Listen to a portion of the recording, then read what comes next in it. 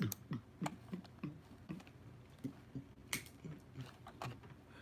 got jungle fever. We got jungle fever.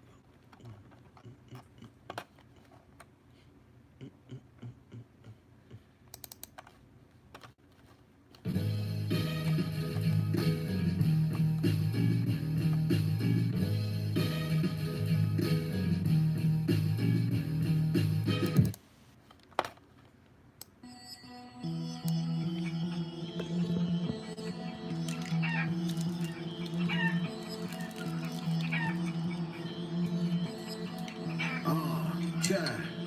I made a sacrifice. I'll be wide awake while everyone's sleeping. I made a sacrifice. Trying to make sure that my family eating. I made a sacrifice. The money, the hoes, the clothes, the jewels. I made a sacrifice. Cause that's what a king is supposed to do. I made a sacrifice. I made a sacrifice. I made a sacrifice. I made a sacrifice. I got the appetite for living a lavish life.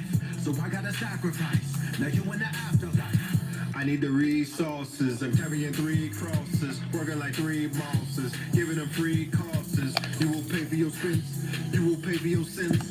Try to play with the twins, you get slayed in the end. We will aim for your top, you get grazed in the chin.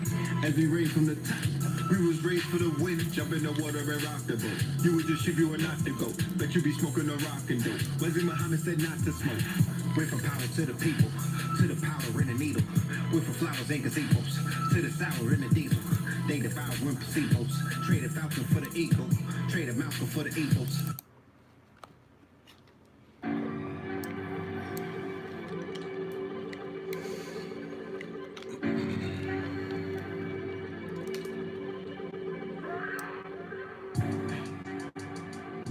All right. Peace to the family, peace to the family, peace to you and yours. Welcome to another episode of Third Eye Thursdays. This is your host, Brother Red Pill, reporting live and direct. Do you like the lights, or could I, let me see, what you like better? Because it don't make no difference to me. We're going to be lit with the lights, or you like that? Which one, what works better? You tell me. Because sometimes that bright ass light, it don't be doing it for me.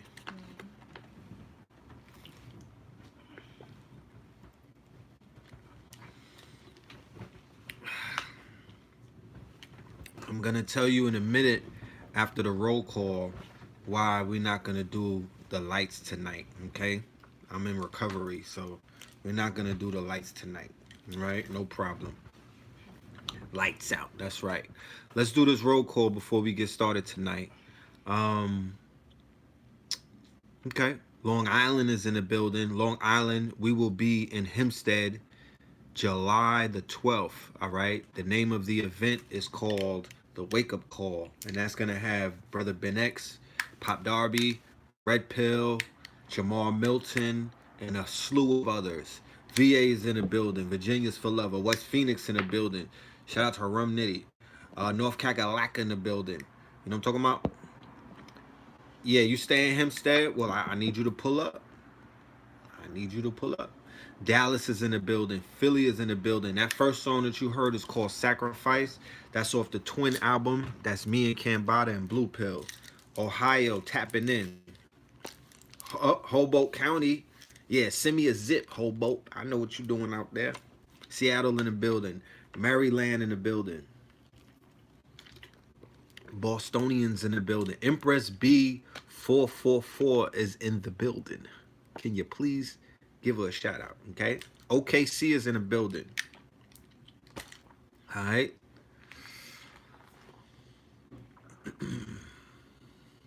Jersey, all right? New Jersey twerk. Miami, Florida. Jersey. Okay. All right, UK. We across the pond, y'all. We going international. We are okay. Another London, UK. Mundham, Colorado Springs. Road Mundham. Yeah, was good, UK. Sacktown in the building. LA is in the building. Okay. We don't have the date in LA, but it's something coming up. this summer. I don't know the exact date, but I'll let you know as soon as I know. But we do know on Sunday, on the 22nd, we got American Gods, first day of summer, right? Second day of summer. That'll be a live stream. If you buy the link, I'll put the link in your email the day of the actual live stream. All right. Greetings from Southern California High Desert. Dr. Sabi follower. Salute. How you doing? Richmond, Virginia. Salute to you, Richmond. All right. Salute to Richmond in the building. Cave Gang. All I know is battle rappers and ignorant shit. I don't know nothing else. You know what I'm talking about? All right. Lafayette, Louisiana. My daughter's mother, her family is from Lafayette. That's them Creoles. You feel me? Baby. You know what I mean? That's the mud. I already know about Lafayette. You know what I'm saying? Real good folk down there. You know?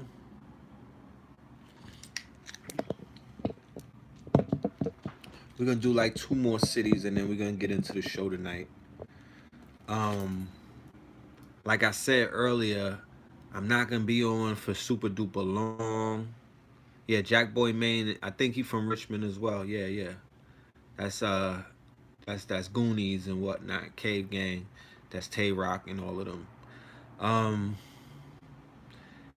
had surgery yesterday. Wednesday, yesterday.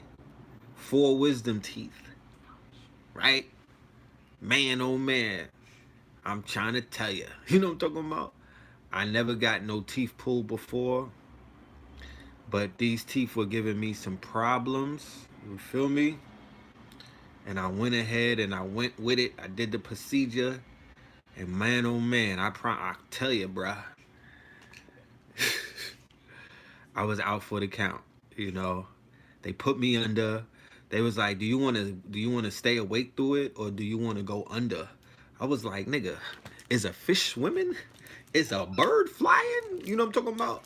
I don't want to witness. And if you saw my dentist, you see how my hair is looking crazy. Imagine a European, a Nordic, and his shit looking like dude from the doctor from Back to the Future. He looked like him. So they sprung him on me at the last moment while I'm in the chair already, you know what I mean, with the bib on and all of that. He comes popping up, hey, Poppy, I'm going to be your doctor. Because I was in a Spanish neighborhood, so he thought I was Dominican. I'm like, family, I know my nationality. You know what I'm talking about? We having reparations talks right now. I'm a Negro. I'm an ADOS. And, you know, so he don't even waste no time. They like, all right, let me see your arm. Look at my arm. You see the track marks? You know what I'm saying? I don't want no rumors to start. You feel me? I don't want no rumors to start. I'm not on that horse. You feel me? I didn't give up on myself. I'm not on that smack. I watch smack, but I'm not on it. So they was like, give me your arm. And then I gave him my arm, and he immediately hit it with he had a little needle, boop. Then he screwed some shit on the back of it, the anesthesia. So here you go. I'm talking. I'm like, yeah. So how long do you think this is gonna? And then I remember waking up with mad galls in my mouth, bloody as a mother. I didn't have too much pain because I was just coming out of the end, but I was out of it, yo. I was out of it. You feel me? I was out of it. My pillow looked like I got shot in the head. I won't even show it to you. Mad blood on it because they had the gouts in my mouth. I had the gouts and whatnot. But then when I came home, I went to sleep and the blood was just coming out of my mouth. So I'm good though. You know? I'm good. I'm good. Somebody said that their son got it pulled with local anesthetics. Your son is a hero. He should be in the NBA draft like Zion. He's a strong brother because I'm not with that. You know what I mean? I don't want to see nobody pulling on my mouth. Like, this is 100 and something stitches, right? I remember, I didn't go to sleep for that, but I remember the scalpel scraping on my bone. You understand? I feel that to this day in my system. So I don't like, and I felt them pulling on it. They had the laser shit where they was lasering the stitches and whatnot. I felt all of that. I felt all of that. Even though it was numb, I felt all of that. I don't want to go through that. They gonna open up my mouth and be cutting my gums and all of that stuff. No. Put me to sleep, my G. You know what I'm talking about? I had wrote my will the night before. You know? Empress B, you was gonna get the cuffs. I got you though. I'm just playing. You know, so it is what it is. Sometimes you gotta go ahead and do you gotta do what you gotta do. You know what I'm talking about? So yeah. So I'm still in recovery. You know, I was in the bed all day. I slept 24 hours straight. Non-stop. Like I was out. I'm on codeine. Facts. You know what I'm saying? I had to because the shit hurt. But, you know, it is what it is. I might become a mumble rapper. You know what I'm saying? At least somebody, I mean, you know, don't judge me. You know? Y'all gonna have to follow me on my mumble rap journey if I get addicted to the codeine. Start going on tour with Future and them niggas. You know what I'm saying? Scorpion King 2 would be mad mumble. It just be filled up with mumble. What's up with Iran? Huh, shit. Are you in the army or the armed services? Because if you are, you need to get real acquainted with Iranian language because you niggas are going to be over there very soon. How about that? Peace to Jason Williams. Yeah, how about that? You're going to be in Iran real soon. You know what I'm talking about? Doing all kind of shit that you don't, you know, that don't got nothing to do with you. Shit. How is it that I'm doing research for this lecture, right? Not just this lecture, but the lecture that came before this, Fear of a Black Planet 2. I promise you, I got about 20 different massacres that I just pulled up. The Devil's Punch Bowl, the Wilmington Massacre, the draft riots. I mean, the Red Summer, you name it. In all of these situations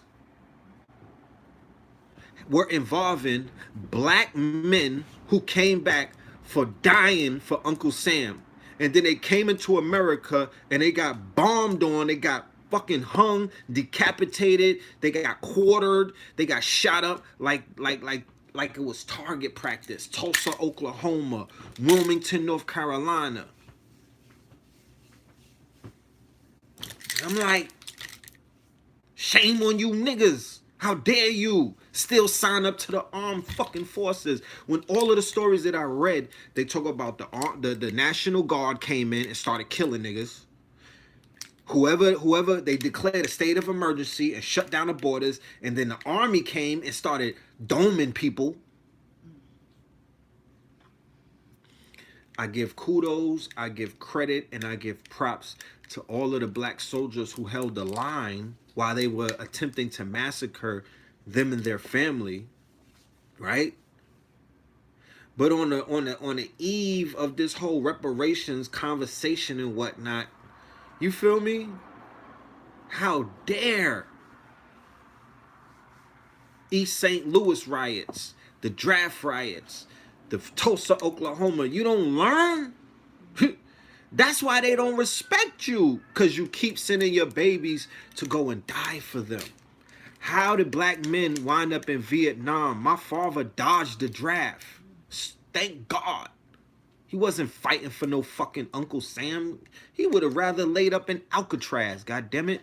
He wasn't fighting for these niggas. And then there's people walking around with their head high, with medals and whatnot, like they done did something. You did what? What did you liberate? Who did you help? You fell for that? Oh, we going to fight for democracy in Afghanistan, but they letting little boys get raped and they had to turn the other cheek. I don't care about what Trump said shooting down a drone. Don't repeat Trump in my chat room. Please. You niggas sound mad crazy. Who cares what he says? He says something every fucking day. Did you realize that? He says something out of this world to have, you know, to stoke your emotions every day. You think I'm gonna listen to him? You think I would ever go and fight for him? What's wrong with our people, bro? What do you niggas need, a house? You need to get up with Jay Morrison or somebody and figure this shit out. You niggas doing all of that for the GI Bill, and you don't know that before you went and signed up to become fucking GI Joe and Bazooka in them, nobody told you that they was jerking our people for about 50 to 60 to 100 years with that fake ass GI Bill shit. And then they was like, yo, you gonna sign up for 2 years? The niggas is in a junk for 20 years doing a bid in the armed services, talking about we can't let you go. That's a travesty. Y'all not teaching nobody how to. You didn't come home and form no kind of tactical security firms. There's no sniper gangs amongst you. You feel me? What's going on? You don't police your neighborhoods and stop the fucking drug dealers from selling crack to everybody. So what is your purpose? Like, what did you get out of all of that? Besides a buzz cut. What did you get? They're raping black women all up and down in the armed services. They done killed the sister and said that it was that she did it to herself. You think they'll riot again if the draft for Iran? No. For what?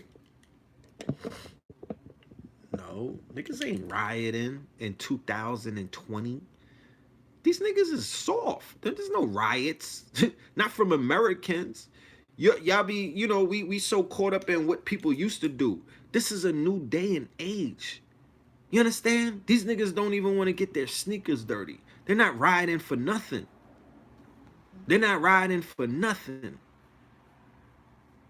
Y'all going all up in the military with not just the alt-right. I'm talking about the oath takers, the stormtroopers, I mean, I don't even know all of their names, but I could guarantee you that they all in the military. And they got plugs all the way at the top of the goddamn ladder. Obama's not the president, so you're not safe. They got war mongers running this country right now, and they're coming up ways to put you niggas in Iran and get rid of you so they don't gotta pay you reparations or something. You understand what you want to do? You want to come home with the Purple Heart because you took down the goddamn the Ayatollah? What are you gonna get out of that? What did Iran have to do with the rise in rent? What did Iran? Who was Iran shooting down in the hoods for the past 6 years? What the fuck did Iran ever do to any of you niggas? I'm tired of you Negroes running around being the motherfucking watchdogs. You are the reason why this shit still stands. You are the reason why this is what it is. It's you. It's the Negro battery. It's you. If until you realize that, then I don't know what to say. I'm going to just keep going off and going crazy because I'm going to just go Bill Bixby because what else is there to talk about? Niggas don't realize the part that they play in this madness. You got to pick a side. Either you're going to hold out and bang on this beast until they do something and give up something. You're going to have to force their hand, or you're going to strap up, throw on the American flag, and get your G.I. Joe on. And once you do that, you part of the motherfucking machine. You could play with it if you want. You could try to play both sides and get on your black excellence all you want. But we know that you are a part of the devil's army. We know this. And that's sad. And that's sad that your people did not teach you to stay away from that shit. They don't need you. They got drones. They don't need you. They got all of these immigrants trying to get a fucking green card. They'll sign up. They'll pick up a rifle and an M16. They don't need you. You're expendable.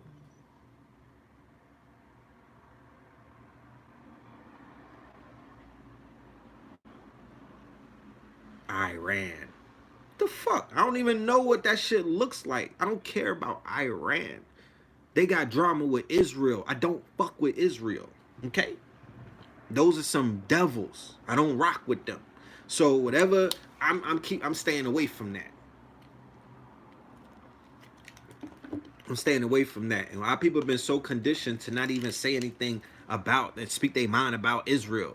No, that's apartheid over there. Them people are murderers. You understand? Them people are heartless. And they will step on your baby if if given the chance. You in the Coast Guard. My cousin was in the Coast Guard as well. He's chilling. He's home. You know, he's home. And I'm not judging y'all. If you in a uniform and whatnot, you go ahead and you do that. You go ahead and you do that. But I would highly recommend that you question giving up your energy. It ain't about, oh, I'm gonna just get in and get out. You're gonna get in and get stuck. You're gonna get in and get stuck. You have a sociopath, you have a psychopath. It's not just Donald Trump. It's about 1 million of them right now. He got a whole cabinet. It's a whole bunch of, it ain't just him. Your commander in chiefs are psychopaths. And you niggas like that shit. You get turned on by that. You get turned on by that. You like white people screaming at you and calling you boy and all of that stuff. You're amused by that. And now they got butter biscuit Negroes running the show.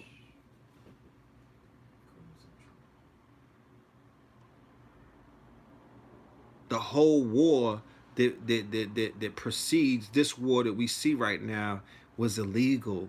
It was a lie. It was a lie. Okay? Go and do the research. They even had to apologize to Saddam Hussein's, no, not Osama bin Laden's family for even implicating him. Did you see that news report? Somebody said Israel is real. All right.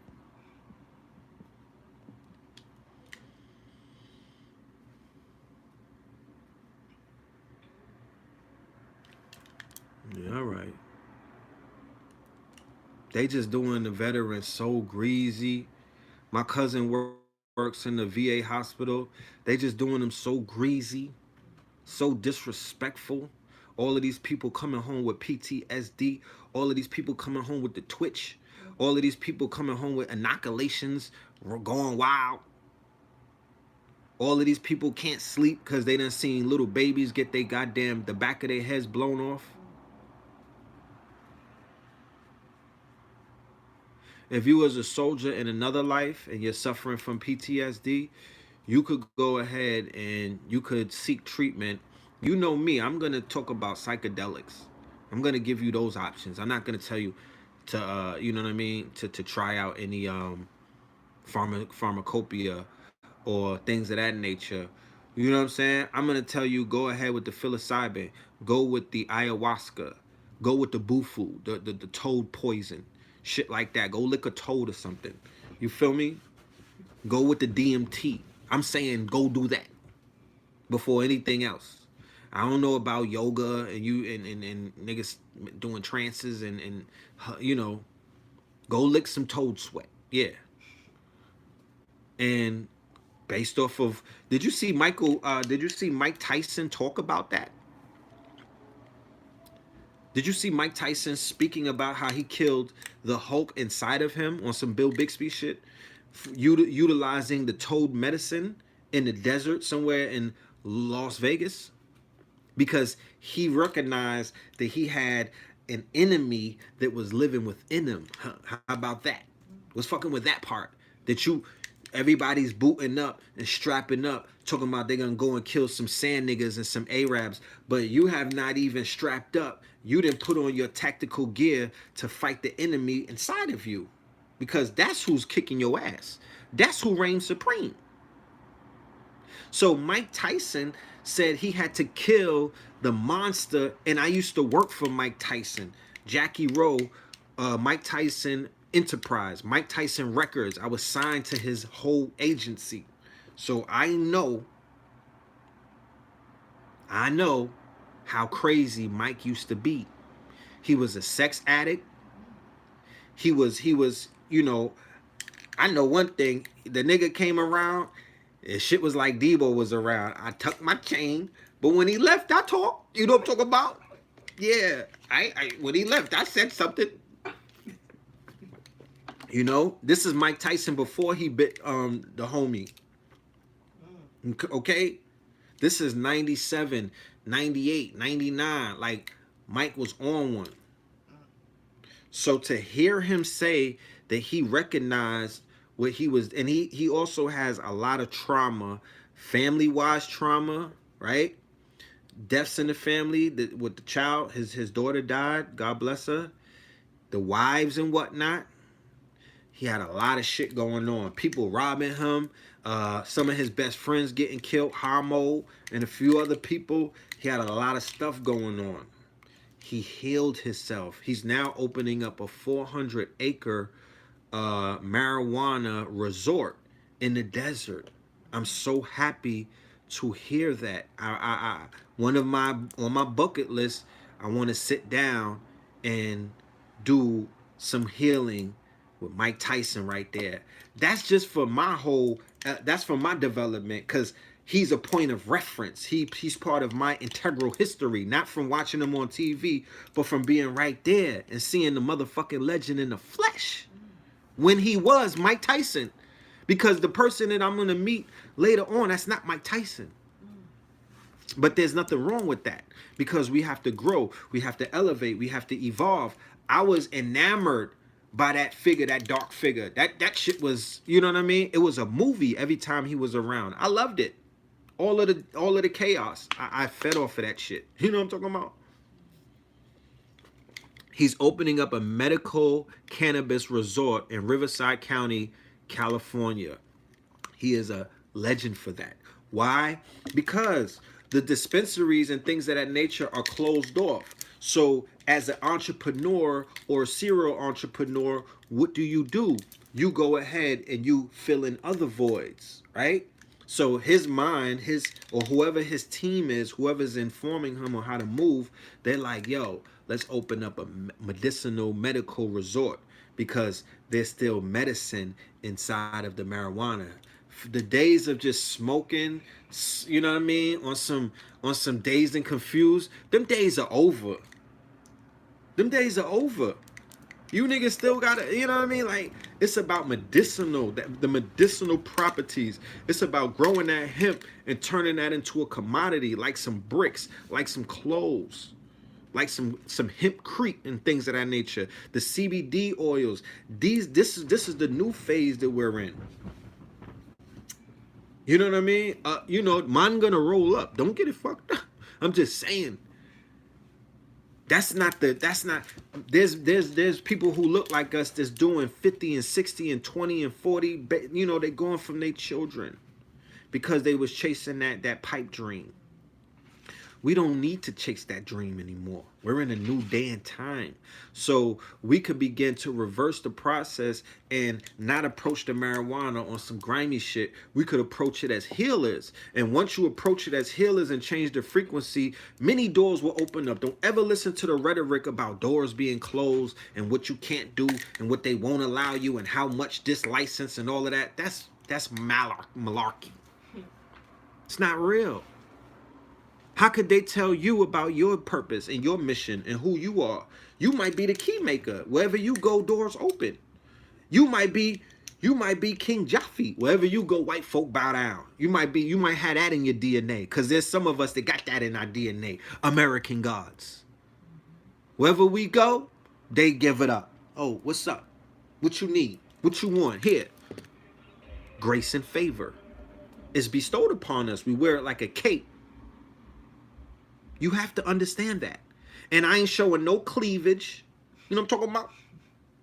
I don't got no fatty. I didn't go to Dominican Republic and get my body done. So it's not like they bowing down because they lusting after me. They just see the aura. They feel the energy and they know what it is. And I come in respect. You know what I'm saying? I come in peace and I come in respect. But I come for business.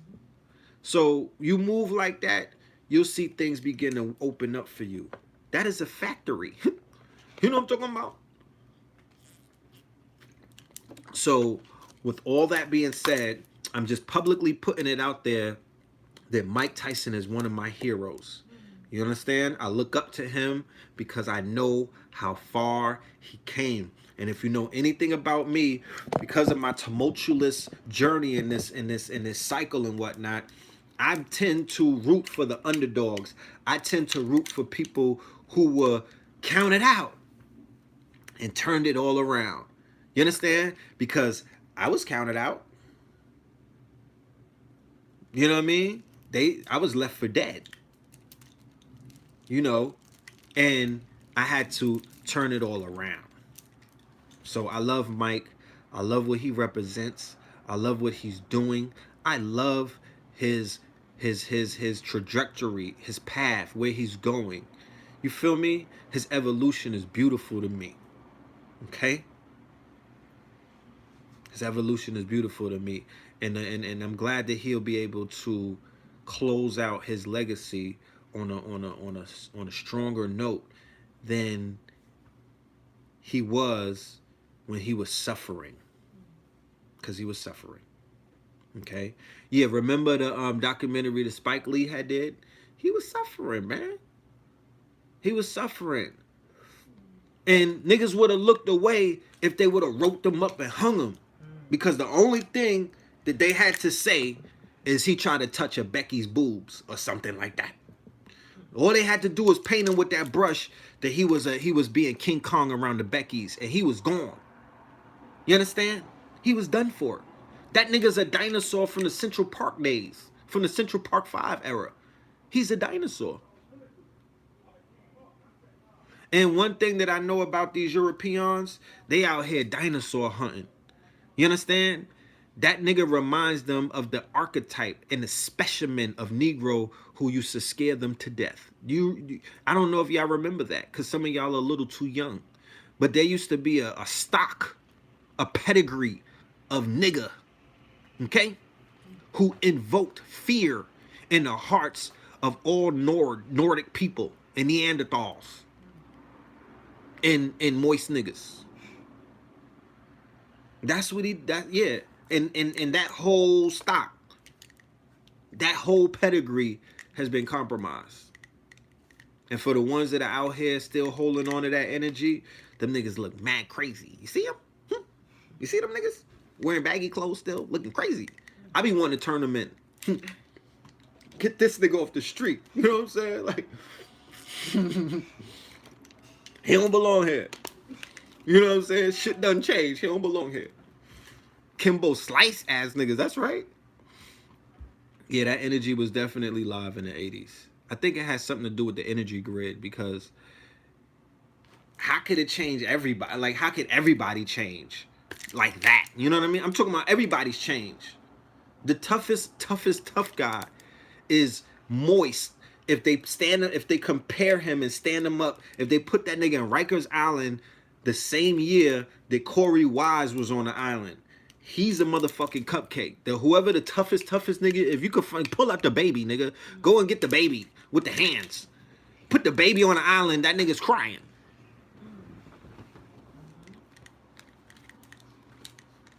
You know, it's just a different day and age. We have a different stock of Negro. We have a different pedigree of nigga. Did you notice that? Is it the GMOs? What is it? Is it the fluoride? What is it? Is it the tight jeans that's stopping niggas from being loose? Talk black to me. I need to know, what did they do to change the pedigree and the stock of a group of people? You might not have seen them, but I did. It was a whole borough full of them niggas. Where they at? Where are they at? Rikers Island ain't that bad if you're a real man. I mean, Rikers Island, it ain't that bad, but goddamn it, you better wanna fight. You better wanna exercise your knuckle game, my nigga, because not now. I'm talking about 1990, C74, the HDM building and all of that, Mod 6, Mod 9, 9 lower, nigga. I went there in 93. And I said it before, I was scared shitless. You know, scared straight, my nigga? I was scared straight. I might have had straight, my hair might have got straight, and I was so scared. I'm not lying to you. I got over it, but off of the first impact, nigga. That shit was. I thought I went into the lower rungs of hell, Dante's Inferno.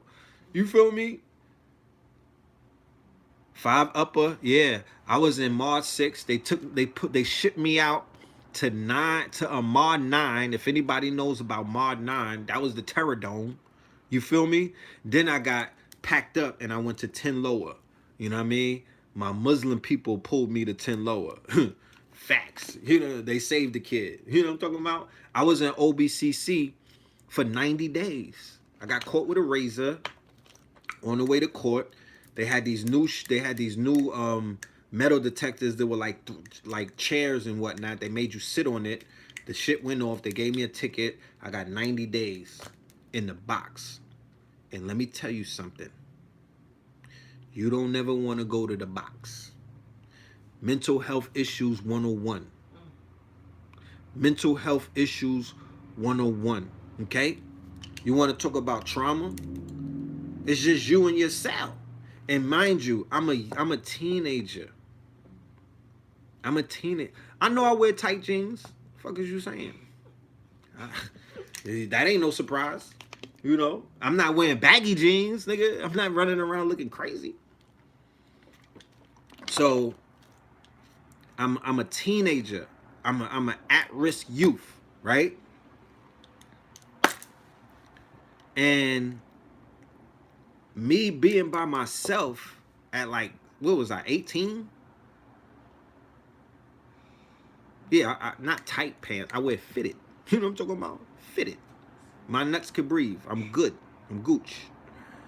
So at 18, I didn't know how to be by myself. I was used to being in a posse. That's what we called it back in the days. I was used to being surrounded by the Goonies. I was feeding off of everybody's dysfunction.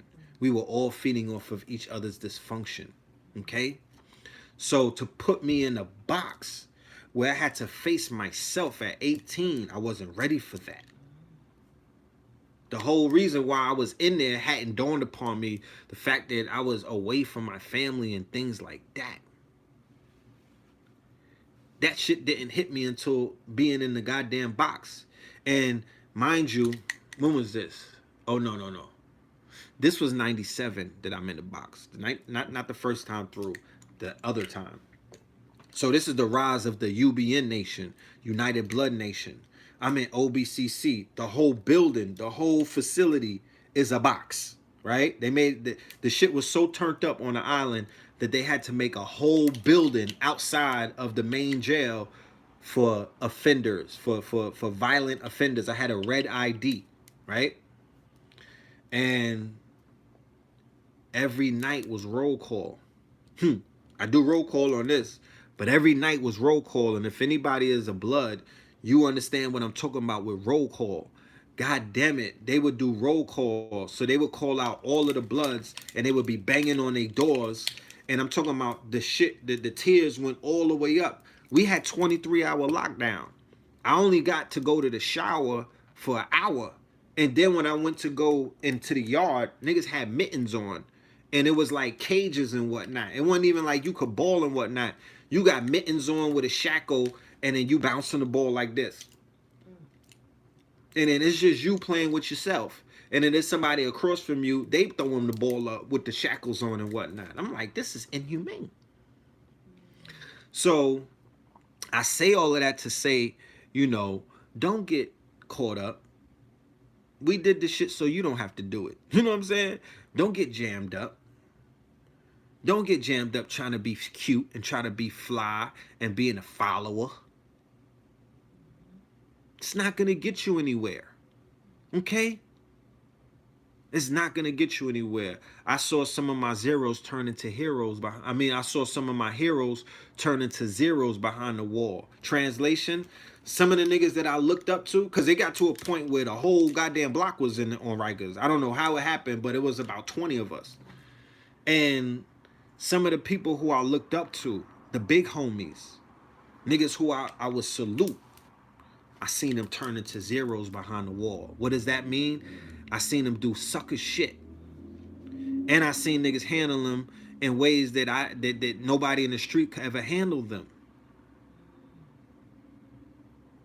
So it shattered a lot of my childhood, teenager. You know, when you're a teenager, you just about believe. You know, you're under a spell. You know, you're under a spell. Whatever the impression is that you got as a teenager, listening to the music, being a part of the culture, all of that rowdy shit, you're under a spell, and that spell got broken whilst on lockdown. I only did. Who do I go to speak about credit? I'm not sure. Whether prison terms or military terms. Nigga, I'd rather go to prison. How about that? Before I go to the military. Now, you might say, this nigga's crazy. Listen, I feel like my chances are more. I could survive. Yeah, go to Cuba about the credit. I could survive behind the wall. Okay? I have more chances of surviving behind the wall. Because if I go behind the wall, nigga, I'm teaching. I'm getting right into my bag. You know what I'm talking about? I'm going to have fun waking these brothers and I don't know if it'll be around the sisters, but I'll be waking the brothers up with information. I'm not going on no tour duty. I'm sorry. I'm good. That shit is not for me.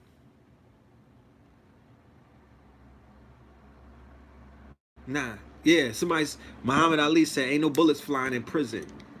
You know what I mean? Get over your fears. Conquer your fears. Because it's not that scary. You know what I'm talking about? It's not that scary. You know what I mean? I'm gonna try to scare you with the scare talk, because I don't want none of you niggas going to jail. But, I'm not going to the armed services. I'm just against that. It's not happening. The same COs that are screaming in your face, the same drill instructors. I went to boot camp, so I already see how that shit go down. I'm good. Ain't nobody gonna break me down and degrade me and then put a rifle in my hand and tell me to go kill for Uncle Sam. I'm Gucci. Yeah, nah. If they talk about if you draft dodging, that we gonna put you in the Pokey or Siberia, nigga, give me a Sherlin and let's go. I don't think I'm up for that.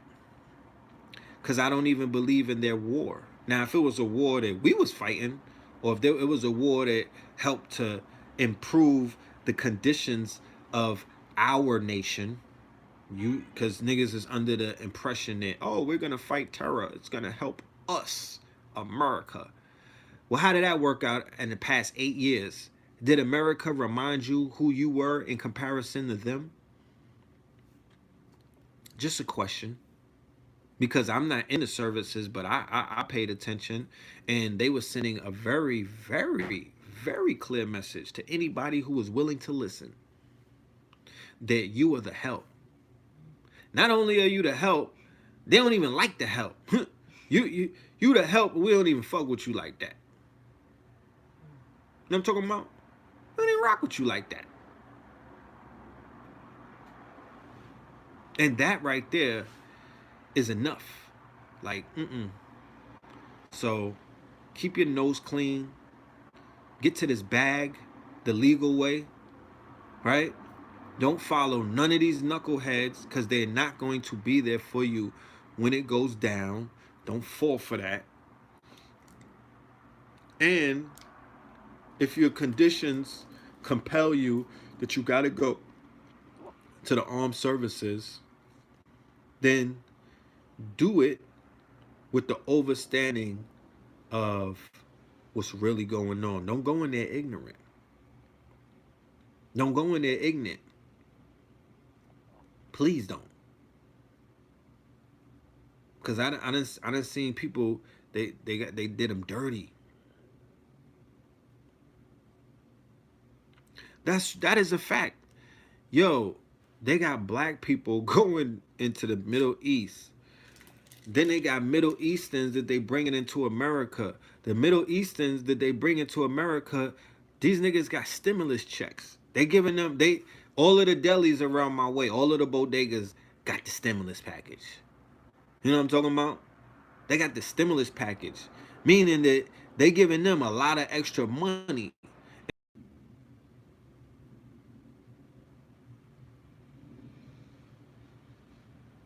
You know, they giving them gas stations. They giving them 7-Elevens. They giving them bodegas. They giving them the kiosk in the middle of the mall. These are Syrians. These are Afghanis. These are Afghanis and Iraqis. Now we know the ones who come over here, usually the traders. You know what I'm saying? They usually the ones who basically can't live in their country because they did some whole shit. You know? The cryptocurrency of the month. Some people have been telling me about the weed stocks. They were saying the weed stocks is popping. You know? Yeah, those are the snitches. The same way, remember in Vietnam? Remember, the Vietnamese came to America and opened up the first Chinese food restaurants. Those were not Chinese. Those were Vietnamese. And you remember the Saigon episode where the helicopters were leaving behind all of those Vietnamese who were trying to escape and get out of there when the other side had came through? You feel me? Those were the people who were behind the, they were working with America. They were you know, they were the ops in their own country. So they bring the ops over here who don't have, they got all of, they pledge allegiance to the people who saved their lives. They pledge allegiance to the flag in which it stands. Okay? And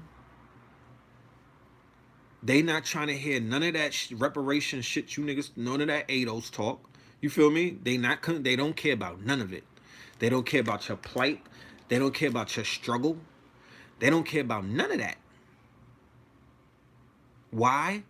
Because they come from plight and struggle, and Uncle Sam helped them out. So you didn't. And what do they have to owe you? If you're not responsible for bringing them over here. You didn't sign the visa. You didn't get them the green card. You didn't get them away from ISIS. Uncle Sam did. Donald Trump did. So that's where their loyalty is. You know what I'm talking about? That's where their loyalty lies. You have to understand that part. And you got to stop trying to talk around people like as if your words are so mighty that you're going to convince them. Like, stop talking to these Uber drivers about reparations. They don't give a fuck. The way that they thinking, they feel like the reparations is taking away all that free money that they getting.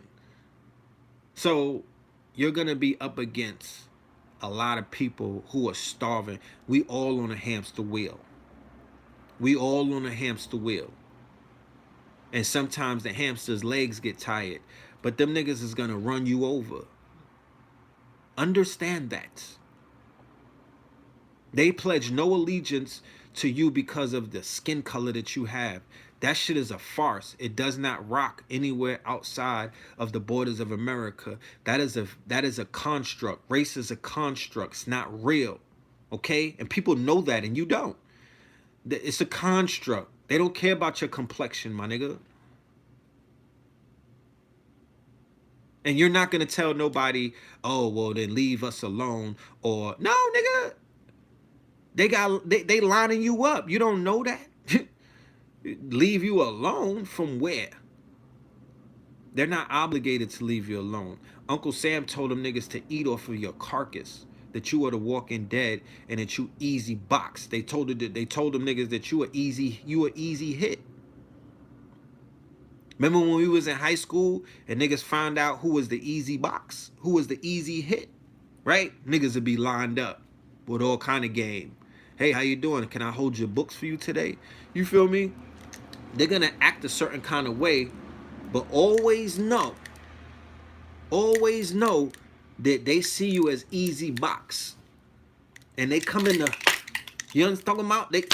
They come in with that Viagra shit. You know what I'm saying? They come in to long stroke you. You haven't figured out how to long stroke them because you don't think that they have anything to offer you because they come from shanty towns and third worlds and things of that nature. So we haven't figured this thing out. But they playing the game. They buying into the prison stocks. Where the stocks at? What's popping? Niggas is popping on the market. All right, let me buy in. They paying their taxes. They calling up the police on the side and thanking them for keeping you niggas away from them. And they don't have no plans on leaving anytime soon. That is a fact. And that goes across the border for everybody with a green card.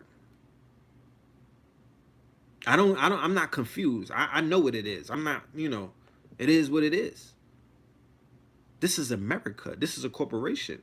Nigga, this is the land of milk and honey. Everybody's here to eat and send barrels home. You think I'm gonna try to stop somebody from doing that? And if they chop my head off, then they have every right to do because I'm getting in the way of the bag. Nigga, this is America. There's 3 people in America that have 500 billion, no, 2 that have $500 billion. That's Bill Gates and Jeff Bezos. And then the other nigga is the one who owns Louis and Moet and Hennessy and all that. It's the land of milk and honey. You want to try to tell somebody about the struggle? Niggas don't see the struggle. They work for Uber Eats, nigga. They work for Uber, Lyft, the motherfucking bicycle pickup shit. Nigga, they're pimping this shit the way it's supposed to be pimped.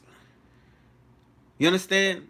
And they driving by the old dinosaurs wearing baggy clothes, shaking their heads, saying to themselves, niggas can't get it right. That's what they doing. Because as they sleep with your women, and as they listen to your music, and as they amalgamate into your culture, they know who the fuck niggas are. They could point out who's flawed and who's not as well. As you know what I mean? They could tell now. They could tell. They getting hip. They getting very hip. They don't even gotta be first generation. Just take a nigga a few weeks here, and they could get hip. They could tell what's what and what's not. Oh, these niggas ain't really eating. They not really digging this. They not really squeezing the motherfucking water out of the rock.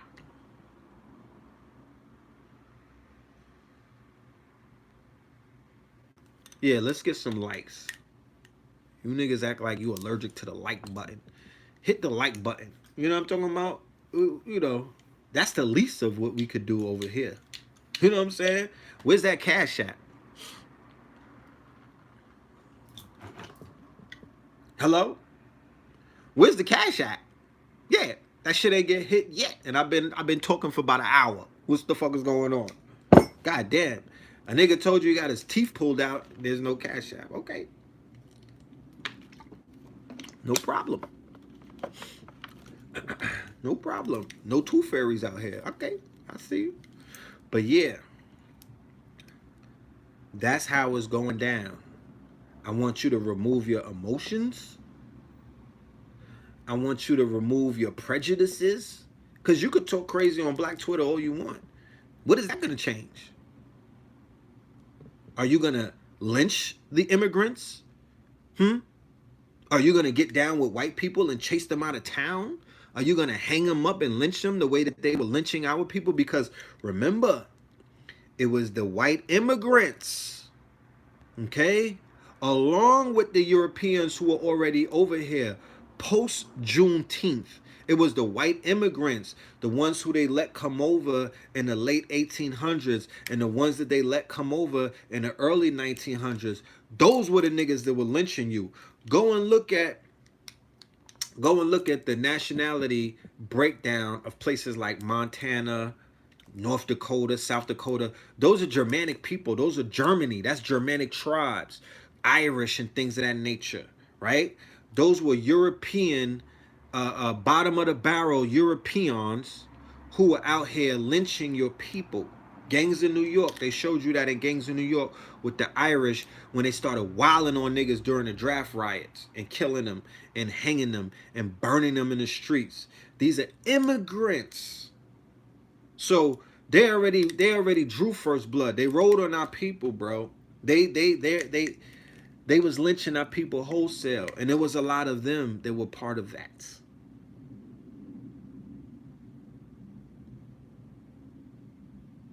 So my question is, are you going to go that route? Because the way that I hear a lot of God, the vitriol that I hear from people who look like us against people who are not from here, and you accusing them of taking your fucking breadcrumbs and your butter biscuits. Oh, they're taking our money. Nigga, money gets printed every day.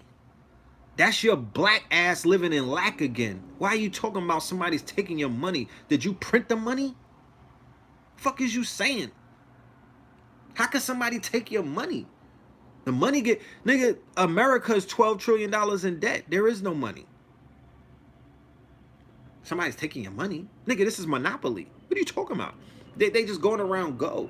They waking up mad early, handling the BI, tapping in, and you niggas is on Twitter and other social media platforms, dick riding, talking about somebody's taking your money. That shit is sickening. On the 400 year of the Jubilee, niggas is carrying themselves like that. That shit sickening to me.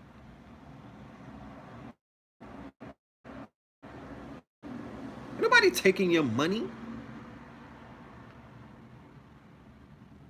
Nobody cares about you like that.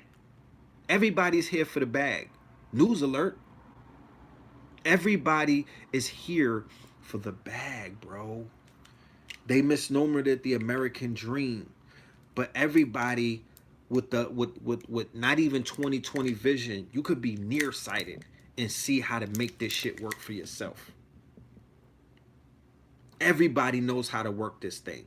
It's not hard. It is not super difficult. That is a fact.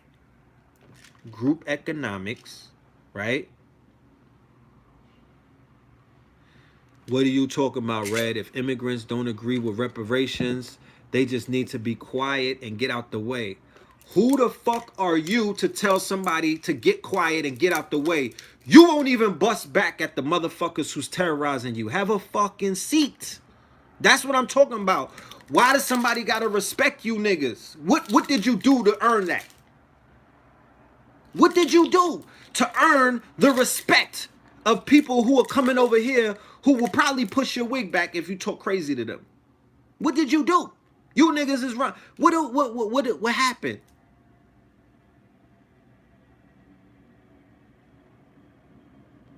Zimmerman is alive. You niggas said that you was Goonies and Goblins. Zimmerman is alive.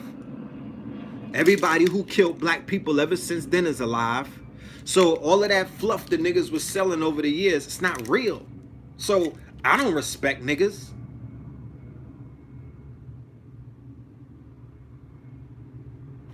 You think the Africans do?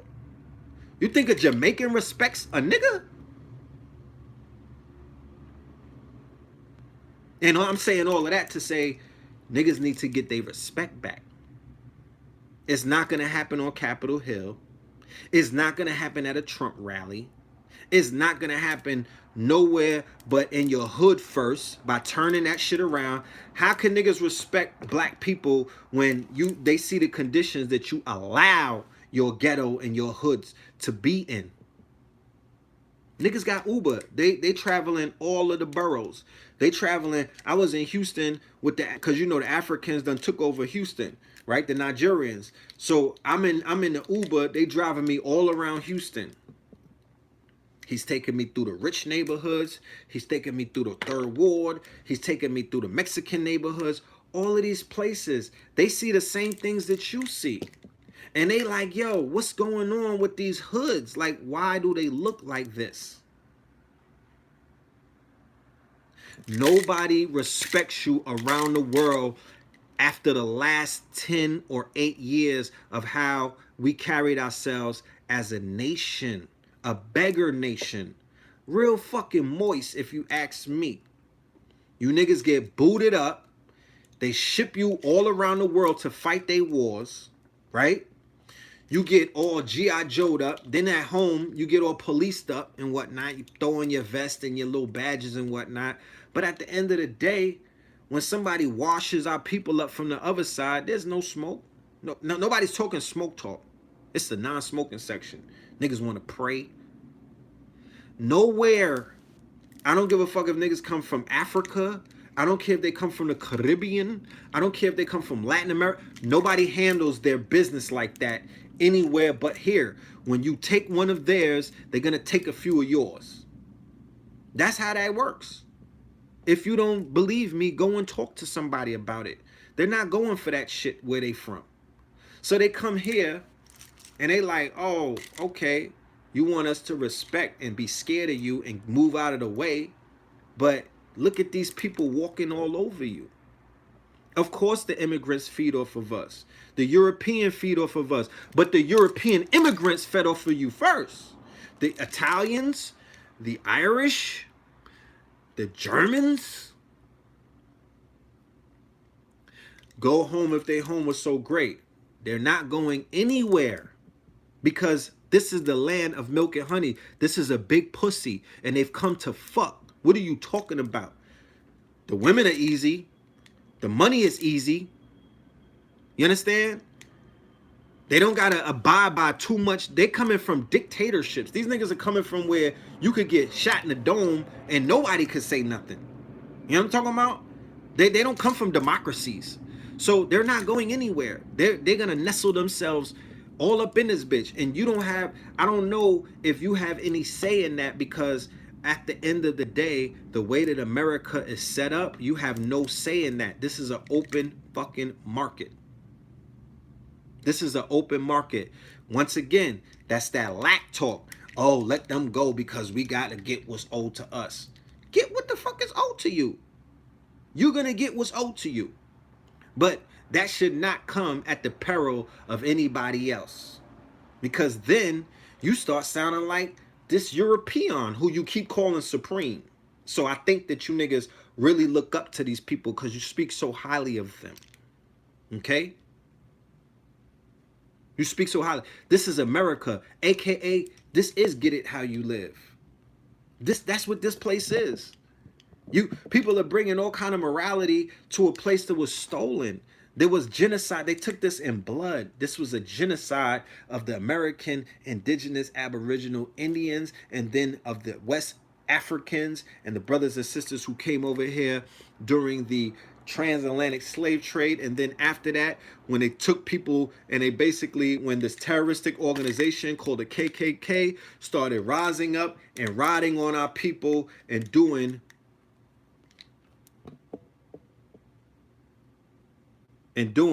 what they was doing,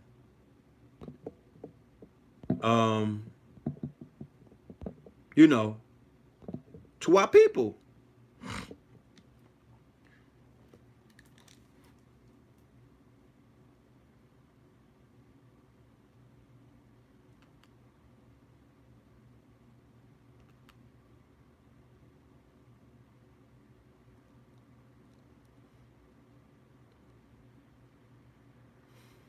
They killed out all of the buffalo. They committed atrocity after atrocity after atrocity after atrocity. And all niggas want to talk about is immigrants. Where's your fucking balls at? That's not the op. That's not the op. You know who the op is, right? The indigenous strong black families have been destroyed. Yeah, by crack, cocaine. And by niggas' dads running out the back door and other things. And by the war on poverty and the war on drugs and redlining and all of those things. The immigrants didn't have nothing to do with that. Why don't you take it up with the European? Why don't you run up on Mitch McConnell and play with his turkey neck? Why don't you shape up one of these people who you've identified as the Illuminati who've been out here giving your people hell since time immemorial? You don't want to do that. You don't want to do that. But you want to talk about an easy, low-hanging fruit. Niggas they ain't bothering you. Nobody ain't care about you. Niggas out here trying to feed their little fucking village and whatnot. And there's enough. This is a capitalistic society. This is America. Did they bring in the immigrants as a buffer nation? Of course they did. Is this part of demonocracy? Of course it is. Is this part of the white man's trick? Of course it is. Of course it is. All day. all day. But even with that being said, you niggas need to find a way to work it out. Okay? I'm around an African, I'm gonna treat that African with respect. If I see him cooning, I'm not fucking with him. And a lot of them do be cooning. But when I'm building with an African, his cooning doesn't affect me because it ain't like we sitting down trying to become family members and whatnot. You know what I'm talking about? If I'm building with an African and we doing commerce, meaning that he's buying something from me or I'm buying something from him, or he's teaching me something about his nation or I'm teaching him something about mines, I already, you know, I've already vetted them out. I know who the real ones are versus who's not the real ones. It's some motherfucking coons that's descendants of slaves.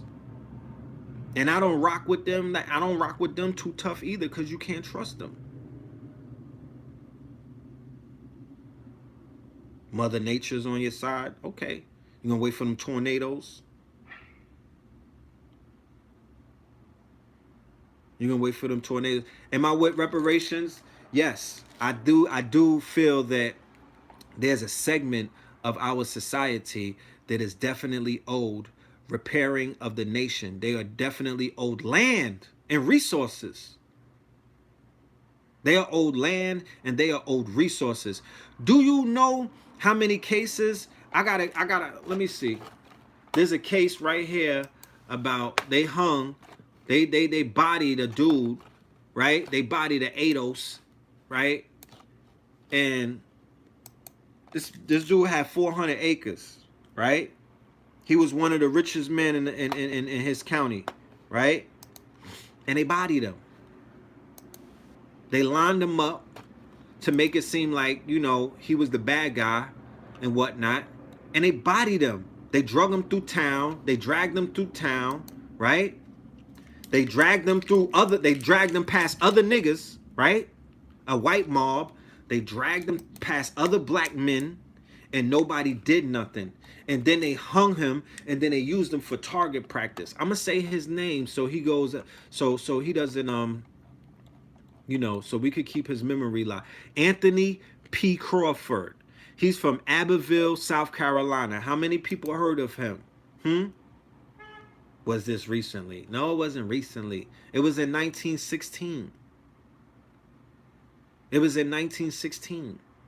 If you need some shirts, hit me up. I don't got, this is 10 years old. We was selling this. I don't even know where y'all was at. This was like 2009. But I got a deal going on for 100 shirts. So hit me on the inbox and we'll build on that. I'm doing wholesale for the summer. Anthony Crawford was an African American who was killed by a violent lynch mob in Abbeville, South Carolina in 1916. Born during the Reconstruction era, his father was the owner of a small acreage of cotton fields. So his father owned cotton fields. Crawford learned to read and write in a small school in town. After his father's death, he inherited the land and increased the acreage by making further purchases over the years. By 1916, he had 400 acres of land. 400! And he was quoted as saying, "The day a white man hits me is the day I die." Let me show you this man. There you go. Anthony P.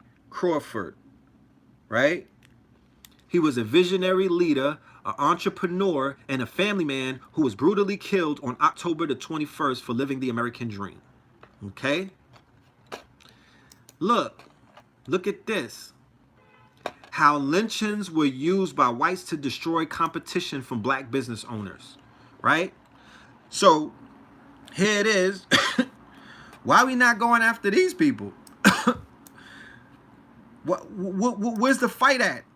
How lynching was used by whites to destroy competition from black business owners.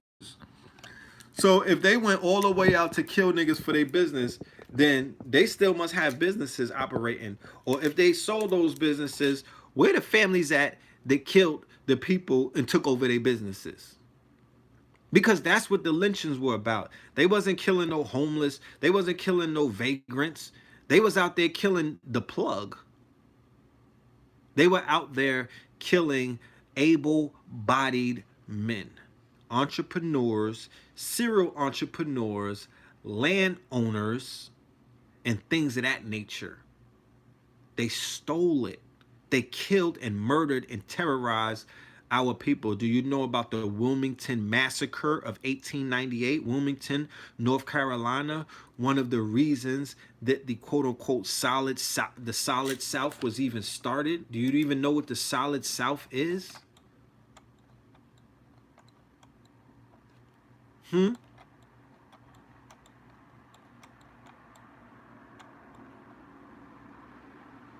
Look.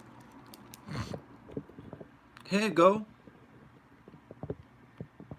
When white supremacists overthrew a government. When white supremacists overthrew a government. They didn't just kill some people. They overthrew a government of black men and white men who had something called the Fusion Party. Okay?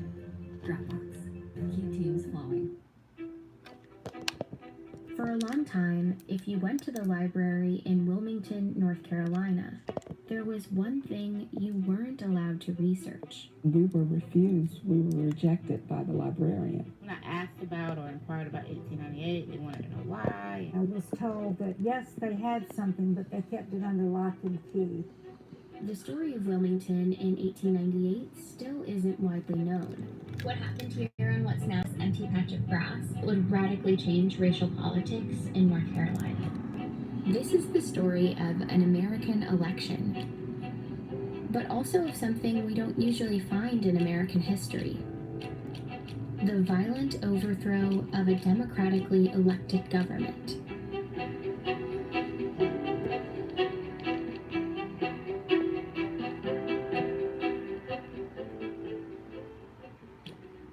In the late 1800s, Your grandfather's a legend. North Carolina was the state's largest city. A majority black population, and historians today describe it as a rarity in the post-Civil War American South. They was clean. They was clean. They wasn't no bums. Was what the New South could be at the cusp of the 20th century. There was an unusual degree of black prosperity. In Wilmington, there were successful black entrepreneurs, doctors, teachers, but also black elected officials. And for a time, that was true throughout the state. Take a look at the politicians on this poster of the 1889 North Carolina House of Representatives. Here at the bottom are black Republican representatives. Black From Republicans. Wilmington. North Carolina also sent 4 black Republicans. Yes, to the Realist US Talk, I Congress received that. Thank you for the between donation. 1875 and 1899. The Democratic and Republican parties of 1898 in many ways occupied opposite parts of the political spectrum than they do today. Most African Americans were voting for the Republican Party, and the Democratic Party was Black white Republicans. voters almost exclusively. White supremacy was the central focus of the platform for the Democratic Party. Republicans in North Carolina were successful in part because of a third party called the Populist Party, made up of mostly white farmers fed up with the tough economic times. North Carolina populists joined up with Republicans to form what they called the Fusion Party. Fusion Party. And in the elections of 1894 and 1896, the Fusion Party defeated the Democrats in sweeping victories statewide. That meant North Carolina now had a government that shared power between black and white politicians, including a newly elected Republican governor. Together, they moved towards reforms that would favor black Americans and working class whites. This was something that the Democratic Party folks were simply not going to accept. A multiracial government wasn't just a disappointment for Democrats. It was more like a humiliation. They needed a plan to take back control of the state in the next election.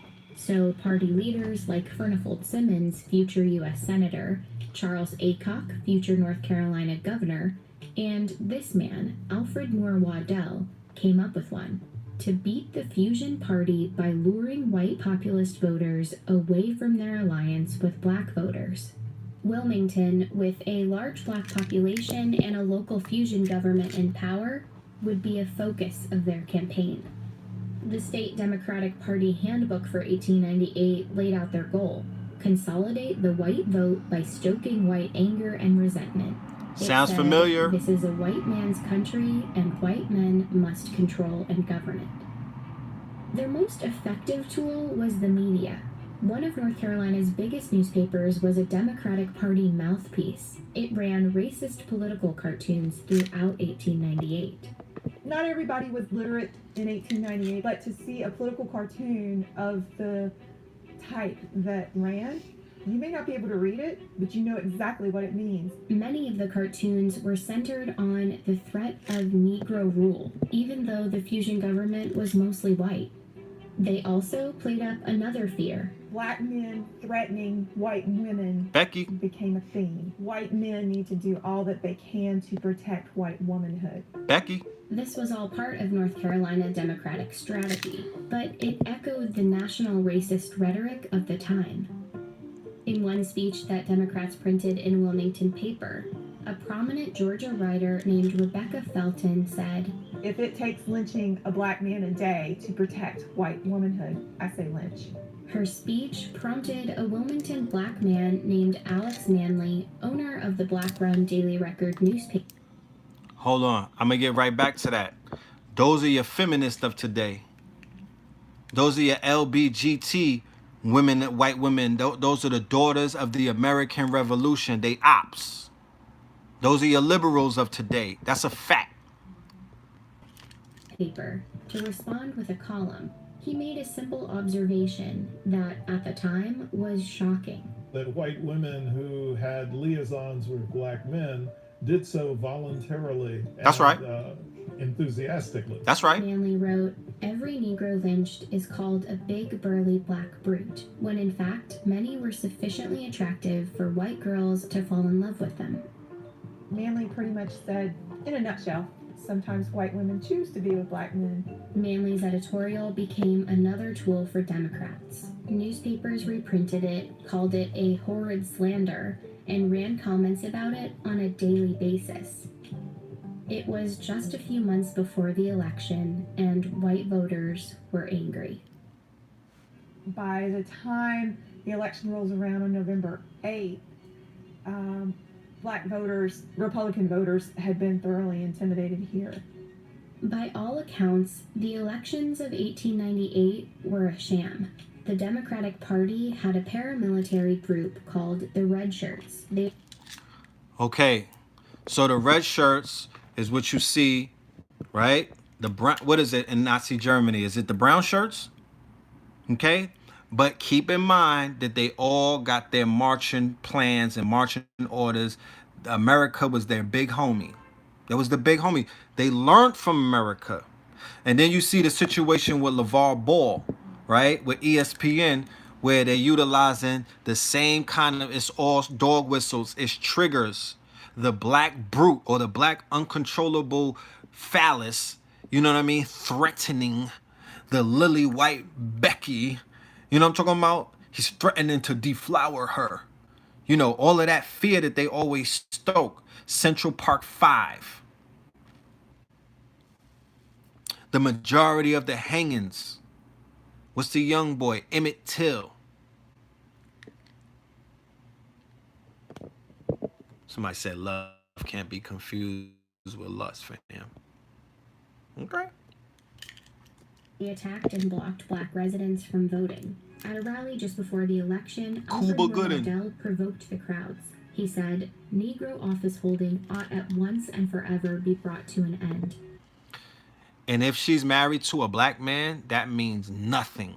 She's still a protected Becky, and they will basically, they're going to penalize black men, right? Because they was just waiting for something to do what? He's outspoken. He's a big mouth. He's an uppity Negro. He's outspoken. He needs to be controlled. So what's the only tool that they have to control LeVar Ball? Because he got a white wife. So she got a black husband, Jalen Rose. He got a Becky at home, right? And he told her that she could switch gears with him anytime. Now, you know, that's kind of suspect. Like, you know, I'm talking about, that's that old Cadillac, you know, that's that old fish fry pimp talk. But still, you know what I mean? If this was back in the days, that nigga could have got hung for that. Even if we have to choke the current of the Cape Fear River with carcasses.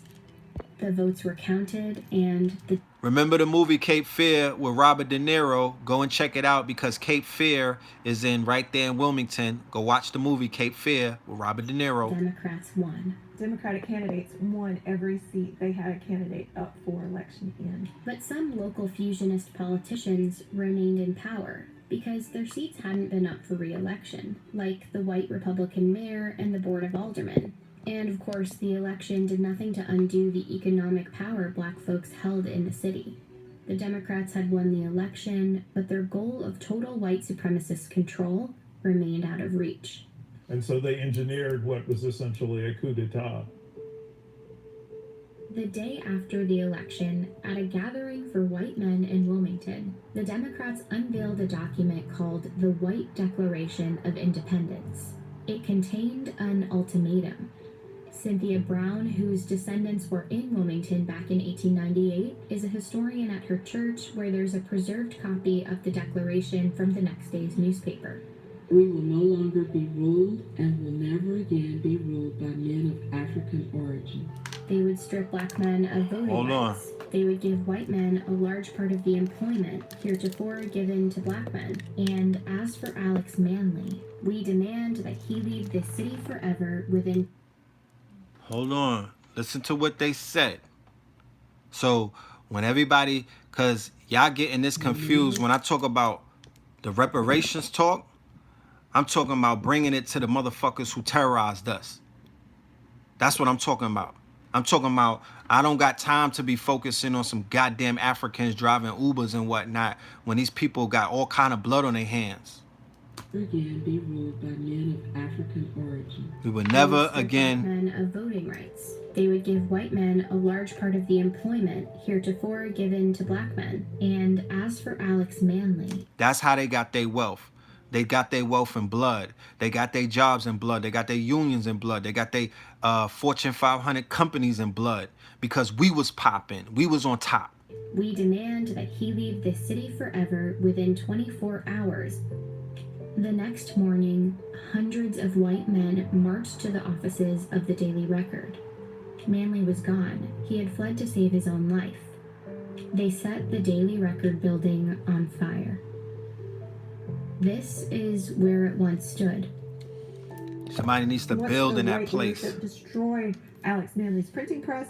They destroyed one way in which the African American community in Wilmington could organize itself and keep itself informed. At City Hall, the mayor and board of aldermen were forced out. There's 200 armed men in... This is the most important part of it, where they speak about the coup d'etat that just took place. Listen, this is the most important part. This is the only coup d'etat that happened on American soil, okay? Listen. City Hall at the time. They didn't do it of their own free will. And as they resigned, a new member selected by the Democratic Party was voted into office. Waddell, who once threatened to fill the Cape Fear River with black bodies, was the new mayor of Wilmington. Meanwhile, the mob had grown to about 2,000 men, and the violence spilled into the streets. In these photos, X's mark where the first black residents were killed. The stories are that they were dumped into the river, and there are varying stories about how many people were killed. I see 40 to 60 clearly as fatalities as a result of the violence, but I think it was higher. Many black residents hid for days in the swamps and the wooded cemeteries in the city, including Cynthia's great-grandmother. And thousands of other residents fled Wilmington, never to return. Shortly afterward, Democrats printed booklets celebrating a glorious victory, and in the newspapers depicted black residents as the instigators. This image is a gross misrepresentation of what actually happened during 1898. You know, what you see is African American men with guns, not white men with machine guns. The city never regained its black majority population. Jim Crow laws like literacy tests and poll taxes that prevented black people from voting were immediately enacted, and Wilmington's spirit of black opportunity was crushed. Black political representation in the state was over. It would be 90 years until North Carolina elected its next black Congress member. God damn. Wilmington I can't did even watch too a much really more of the great job trauma. covering- Shit's starting to trigger me. You dig me? But where we at now in North Carolina? Shout out to the baby. Where we at now in North Carolina? What is it known for? Is there black power in North Carolina? Or is it narco state? Where brothers is out there bodying each other wholesale and in South Carolina. Because you can begin to see how the trauma, what's the name of this film? This is on Vox, V-O-X. This is on YouTube. The channel is Vox, V-O-X. They just put it out today. It's number 17 on trending. Look. Vox, like box. It was just published today. The hidden history of an American coup. I don't even want to read go and read the comments. I mean, if you want to read some ignorant shit, go read the comments. White people are in a lot of denial, bruh. And they need to get wakened up. Like hot water in their face, wake up. You know what I'm talking about?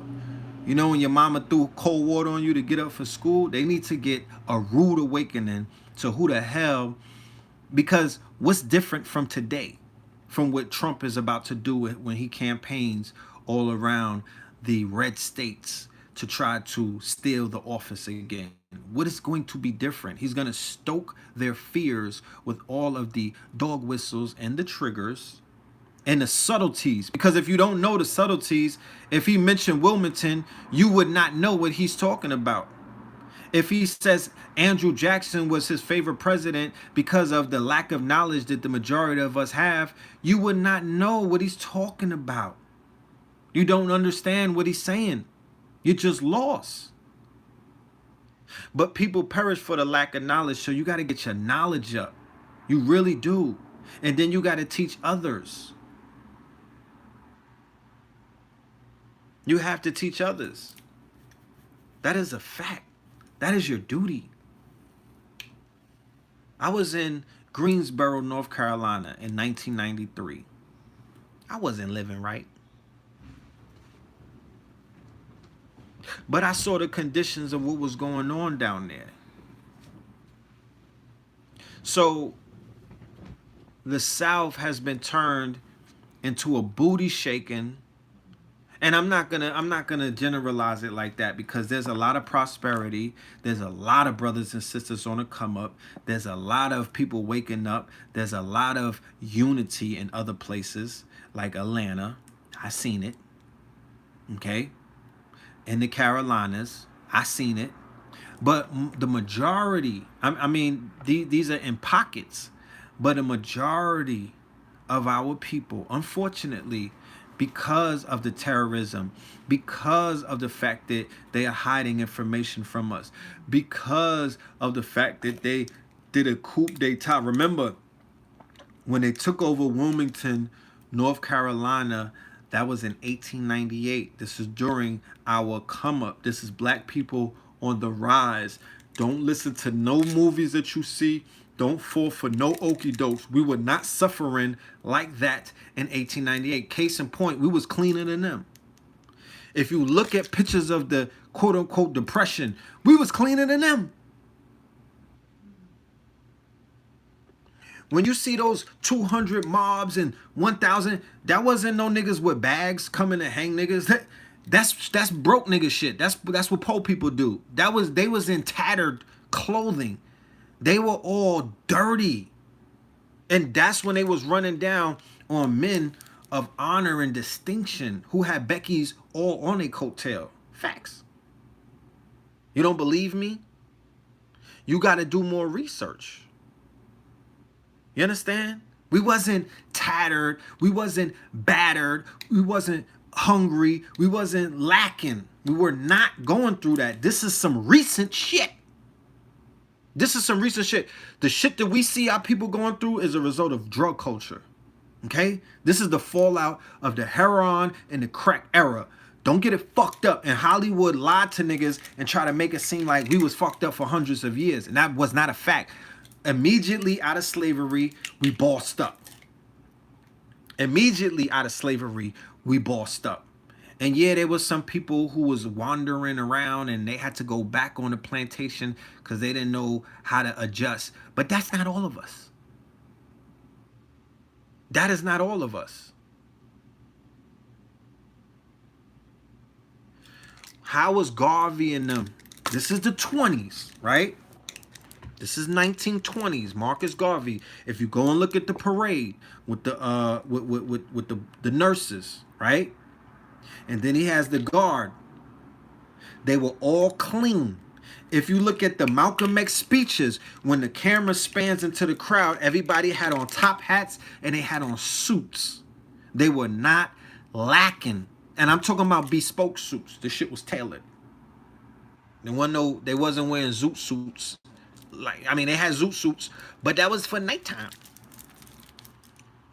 They was bossy. Okay? I have to get that clear to you. Especially when a lot of the brothers left the South and came into the big cities, they leveled the fuck up. I promise you. It was Lucky Luciano by way of the American government, by way of the French connection. If you don't believe me, look it up. That began the opium heroin trade into our hoods. That's what destroyed us. That's what compromised us. It was that drug shit. Okay? So we were very clean. We were very distinguished. We were very intelligent. If you look at the 100 inventors, and the 100 inventors, look at the dates. It's all Reconstruction. It's all post-Civil War. These are big inventions. Niggas is inventing traffic lights and refrigerators and, you know what I'm saying? Go and look at the 100 plus inventors of the 1800s. We were black Republicans at that point. Jay-Z and Nas came out with a song, Black Republicans, and niggas thought that they was Dick riding George Bush trying to get down with the Illuminati. No.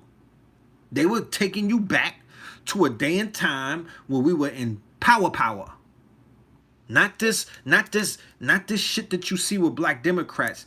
That's fluff. That's not real. That is a prop. That's not real power. That's not real power. Black Republicans had the real power.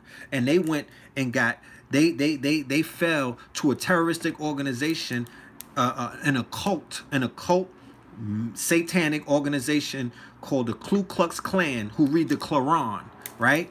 This was a demonic, satanic, ritualistic, occult group.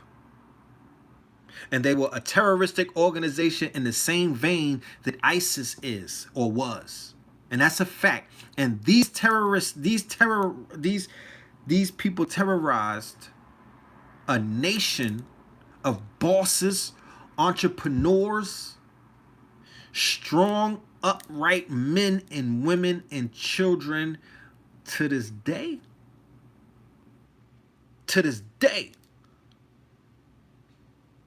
So Mitch McConnell he's a grand dragon. He is a grand dragon. Let's be clear. The longest running senator up in that bitch. He is a grand dragon. And anything that he says should not surprise you because he's giving you European rhetoric. They will not allow you to discover the fact that they were the Slavs, that they are American descendants of slaves as well. They don't want you to know this because it takes away their mystique, because niggas will not call them supreme anymore. It's called a solid South. That's what I call it, the solid South. White fragility, white inferiority. That's what it is. Did you hear Mitch McConnell talking? Did that sound like superiority, or did that sound like a little dick? That was little dick energy, a lot of inferiority complexes. Okay? That's what he got. That's what they moving with. And we need to stop calling it what it's not. So we got to get back to where the fuck we was. Because the Jamaicans and the Africans and the immigrants, when I show them pictures of how we looked back in the days, they confused. They like, what the fuck? What was this? I'm like, yeah, nigga, this was before you niggas got here. You know what I'm saying? We got to figure some shit out, though. So I'm not saying let all of them off the hook. I'm giving you the mentality of the people who come over here and they don't owe you shit. That's how they feel. So while they're here, yes, we should have a sit down with all of these immigrant nations and these brothers and sisters who look like us and put them on code and let them know, look, this is what's going down. This is what's going down. And if we need their assistance, then we need to ask for their assistance, and we need to come up with something that's tangible, and we need to appeal to their self-interest because they are over here on a fucking string. It's called a visa. That's a carrot that they dangle on them niggas, that they'll revoke their citizenship. And do you know if you go back to Jamaica as a deportee, they will kill you? Do you know if you go back to certain countries and you got deported, nigga, your ass is grass. They're gonna abuse you. They're gonna traumatize you. You know what I'm saying? So people are scared to go home. It ain't that they don't want to go back, or they scared. But we will not organize by pushing our brothers and sisters away from us, man. That's not a good tactic, bro. That's not Art of War. That's not the 48 Laws. That's not Machiavellian. It's I don't see that in none of these books. Okay, somebody said about me being a Moor, reparations. This is the thing about reparations and status. The fact that the reparations talk, right? The reparations situation is going to open up a broader conversation about nationality. The reparations conversation is going to bring about a broader talk about status. The reparations conversation will bring about a broader conversation about you niggas being civilitaire mortus, dead in the eyes of the law. That's what the reparations talk ultimately is going to bring us into. It is a process. It is a process. It will not happen overnight, but it is a process. It's a teacher moment, and it is a process for those who know and those who are educated as to what nationality is, and the fact that if you're not a nation, you don't qualify for reparations. Maybe once a few licks, maybe once they give out a few licks, then people are gonna start wanting to get their shit together, because you're going to be forced. You're going to be forced. So in this Pluto retrograde, when Saturn, this is big karma. This is the big fucking lesson. So we need a lesson. So we could, obviously the passive way wasn't working, so there has to be another way to teach people civics and heritage and shit that they should have learned in high school, but they took it out to schools. So that is going to lead us into the talks about forming a nation, developing a constitution, right? Because look, passed for a very long time. Over the years, the textbooks on North Carolina's history have struggled to accurately describe what happened in 1898. I'm gonna show you. From 1933 they got their own constitution. The situation was unfortunate for both races. And this one from 1978 doesn't have that much more detail. But they both praise Charles Aycock, a politician who helped perpetrate the riot. They say he had a keen mind and a kind heart, and that, in fact, he was one of the best friends that the colored people had in the state. It's a legacy that North Carolina has yet to fully undo. The names of the perpetrators are on Wilmington school buildings and city parks.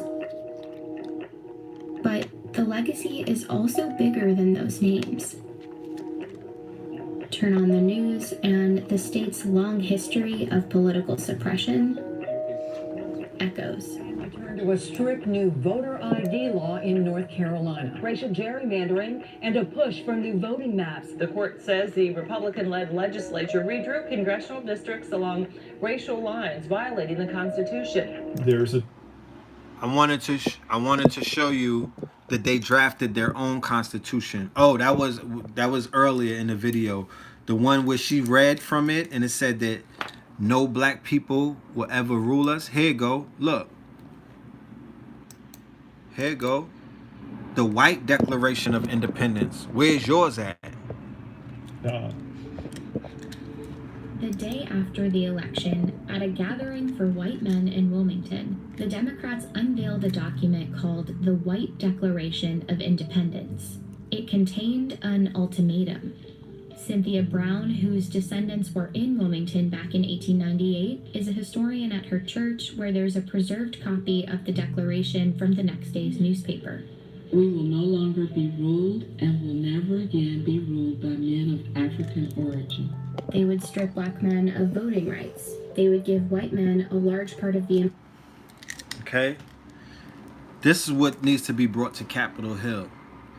This is what needs to be brought, because I pray that the ADOS get together with Ta-Nehisi Coates, or I don't know how to pronounce his name, or some other people with intellectual fortitude, and they begin to write, because I'm a reader, you know what I mean? I'm an intellect, so intellects write. Intellectuals write. We don't just fucking talk, we write. You got to put it on paper. You know what I'm talking about? You got to put together a treatise. You got to put together all of these. You have to intelligently, because we're in intellectual warfare at the end of the day. Okay? We don't got the muscle power to fight the physical war. There's an intellectual war that has to be dealt with. We could talk about the spiritual war, but you are getting bodied on the intellectual warfare. Somebody asks, where's the donation button? No, this is a different kind of channel. They demonetized this shit 2 years ago. There's no donation button. You know what I'm talking about? You know, we go off a Cash App. This been demonetized a long time ago. You know, there's no super chat. There's no super chat. Where is our declaration that people who usually are at odds with each other could put their name on that shit? I'm not rocking with none of these niggas if they don't sit at the table with the next man. Get the fuck out of here. I'm not interested. You understand? That shit sounds like some boule shit to me. The same shit that happened when they went over in Liberia and got washed up. No. We need unity. We need unity. We need unity, especially when it comes to, because if they see disunity, what's the strength in that? We've been washed up over the centuries because of our disunification. I can name you 80 different wars where we got washed. And as a result of that, the battle for Alhambra in 1491, there was an internal war taking place while the European Christendom was descending on the Moors. They were having power struggles inside of Al-Andalus, and that's how they got washed. Because one of their own sold them out by a Beelzebub, Muhammad the X, I think, and he gave the keys up to the castle. When you research Montezuma, when you research what was going on with the Mayans and whatnot, when you research some of the wars that were taking place with the Indian tribes, it was internal conflict, and they used that to their benefit. They are the masters of that. If I give them any credit, they master divide and conquer. That's a war tactic, though. That's Sun Tzu shit. That's Sun Tzu shit. They're not doing nothing new under the sun. They're just taking advantage of your disadvantage. So, like I said, We need our own level. We need our own independence. What was that? We need our own declaration of independence. That's what we need. And we don't have to worry about if other people who look like us that are over here, you know, riding cabs and whatnot and trying to make some fucking bread to feed their family and send some money back to Rwanda and Senegal and Ghana, where you know that they don't got it easy over there. You know they hurting over there. So they out here doing Uber and doing whatever the fuck they doing, selling oils and socks and shit. I respect that. And I don't feel like their hands is in my pocket. I don't live in lack. I live in abundance. My mind is hardwired to be in abundance. So I don't live in lack. The ADOS are not pushing separation. Okay. You said it. I didn't. Did I say they were? What I said was, at the end of the day, because I didn't see too many people reaching out to Ta-Nehisi Coates. I didn't see too many people retweeting the fact that he bodied Mitch McDonald and all of that. I didn't see too many people champion him on that side. I didn't.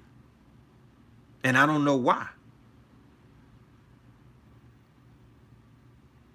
Why don't y'all call a motherfucking meeting and everybody get together and figure this shit out and tuck the ego? That's what needs to happen. Behind closed doors with no cameras. Because nobody owns the argument. And it's bigger than all of us. You feel me? It's bigger than all of us. You know? So that's all I'm saying. That's all I'm saying. We better than anything that they're trying to portray us as. That's a fact. We better than anything that they're trying to portray us as. But I'm just showing you that there are a group of people who are running around with blood on their hands. And they don't have no intention of admitting their guilt. They're very fragile, so when you drop the bomb on them and blow them up, you know what I'm talking about? Ta-Nehisi Coates is pushing the All Lives Matter narrative. Who the fuck cares? You can't control nobody's narrative. I don't know what narrative he's pushing. You know what I'm talking about? What I know is that the man is an intellectual giant, and he speaks and he makes his points very eloquently. Everybody's not gonna be on your bandwagon. Everybody's not, you know, everybody's not of that cloth. Everybody's not from the conscious community. Everybody's not even woke. But are they our enemies? Are they to be dismissed? Are they to be thrown away? I'm just wondering. And I don't see nobody targeting the pale faces though. I don't see no smoke on that side. Be a lot of fucking friendly grenades being thrown over there. I don't see no real smoke being, no smoke signals on that side with the White Walkers. Yeah. Now, if you want to run somebody out the hood, run the Indians out the hood who was hating on people our complexion in India, the red dots, right? Get them up out of here. Get the motherfucking Arabs up out of here selling pork and sleeping with young women and all of that stuff. You know what I'm talking about? Get them. We don't need that. We need to take our grocery stores back. And the Dominicans, we got to sit down and have a talk with them too, because they in violation.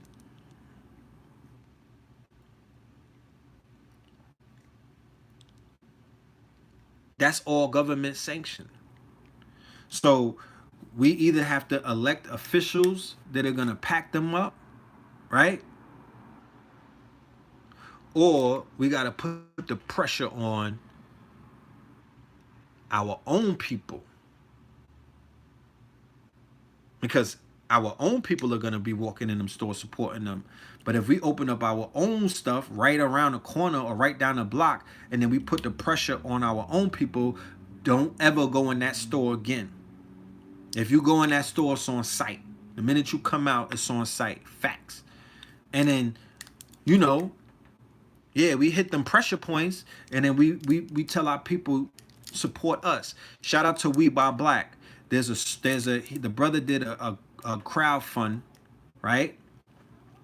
He did a crowd fund for a soul food store. He raised over $500,000. That's a fact.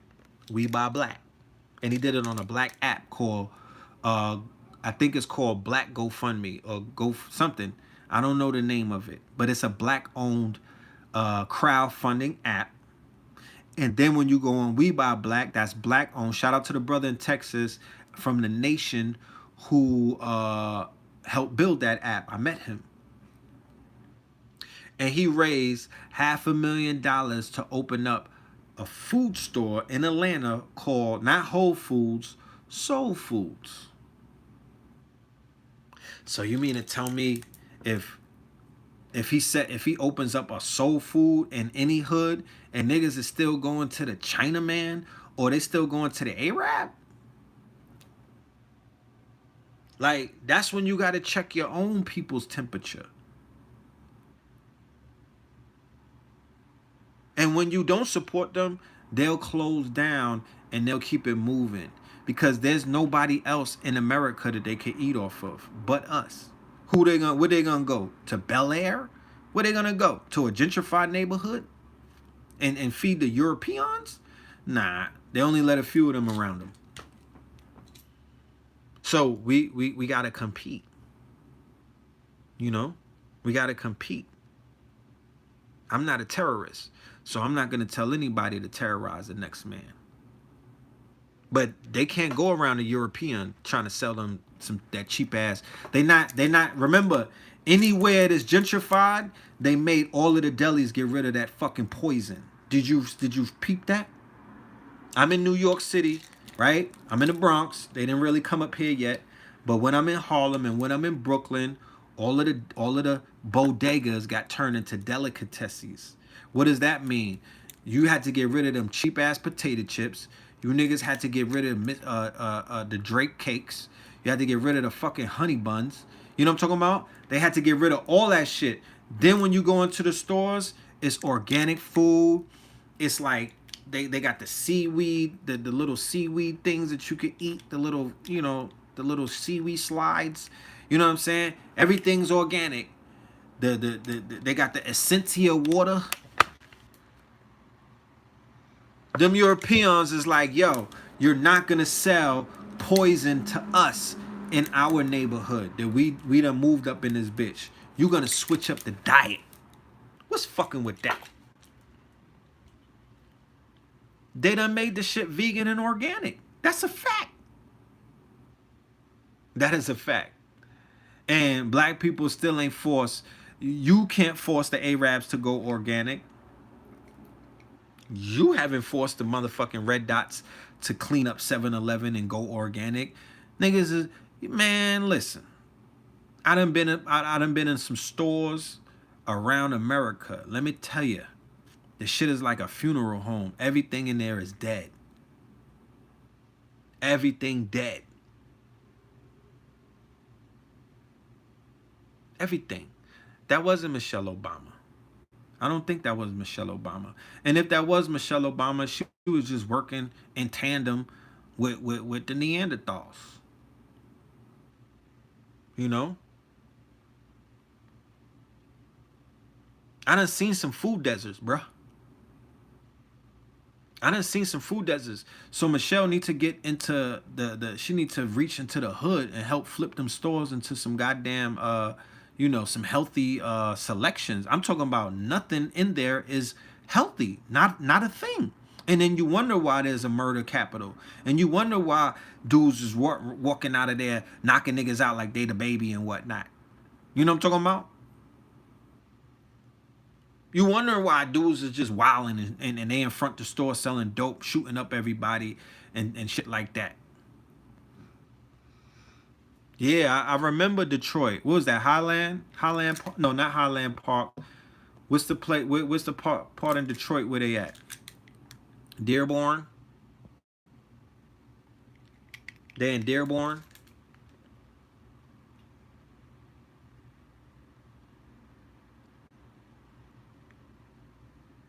You know, 17 food deserts. So boom, this is the flip side of it. For all of my entrepreneurs out there, all of my creatives and whatnot, make sure you sign up to www.facts2020.org. Facts2020.org. Okay? Yeah, Dearborn, Michigan. Mad Arabs is out there, right? So facts2020.org, what we're aiming to do is we're aiming to get into the food truck business and begin to circumvent some of the food deserts, because somebody just said that there were 17 food deserts in Greensboro, North Carolina. Now we're in negotiations with a promoter to come down to Greensboro, North Carolina, and like I said in the previous episode, I look forward to that because I got unfinished business out there. I was there in 1993, so I want to come back on a whole new frequency with more with just, you know, solutions. So if we could get food trucks in these areas, then we can circumvent. And I would say I would start out with food trucks that are like smoothie, you know, give them in summertime, smoothie food trucks, you know, and superfoods, chlorella, spirulina, moringa, you know, mix in super foods with the regular shit that people have in their smoothies. You know what I'm talking about? Sell them fruits, sell them smoothies, sell them veggie paninis, things like that. Then, yeah, mangoes, avocados, watermelons. You could link up with some farmers in the Carolinas, and I know that there's a bunch out there, and that they could be your providers, they could be your plugs, they could be the ones who are going to feed you. Everybody that I know with a food truck is making $100,000 a year and more. That's a Snapple fact. Everybody that I know. And I don't wanna dissuade you, because the food trucks are it's an overhead to it, and it's not that. Research Mansa Musa. Okay, that's for the family. Make sure y'all research Mansa Musa.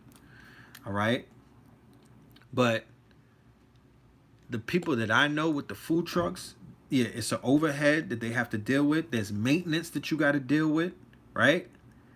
And, you know, but once you get past that,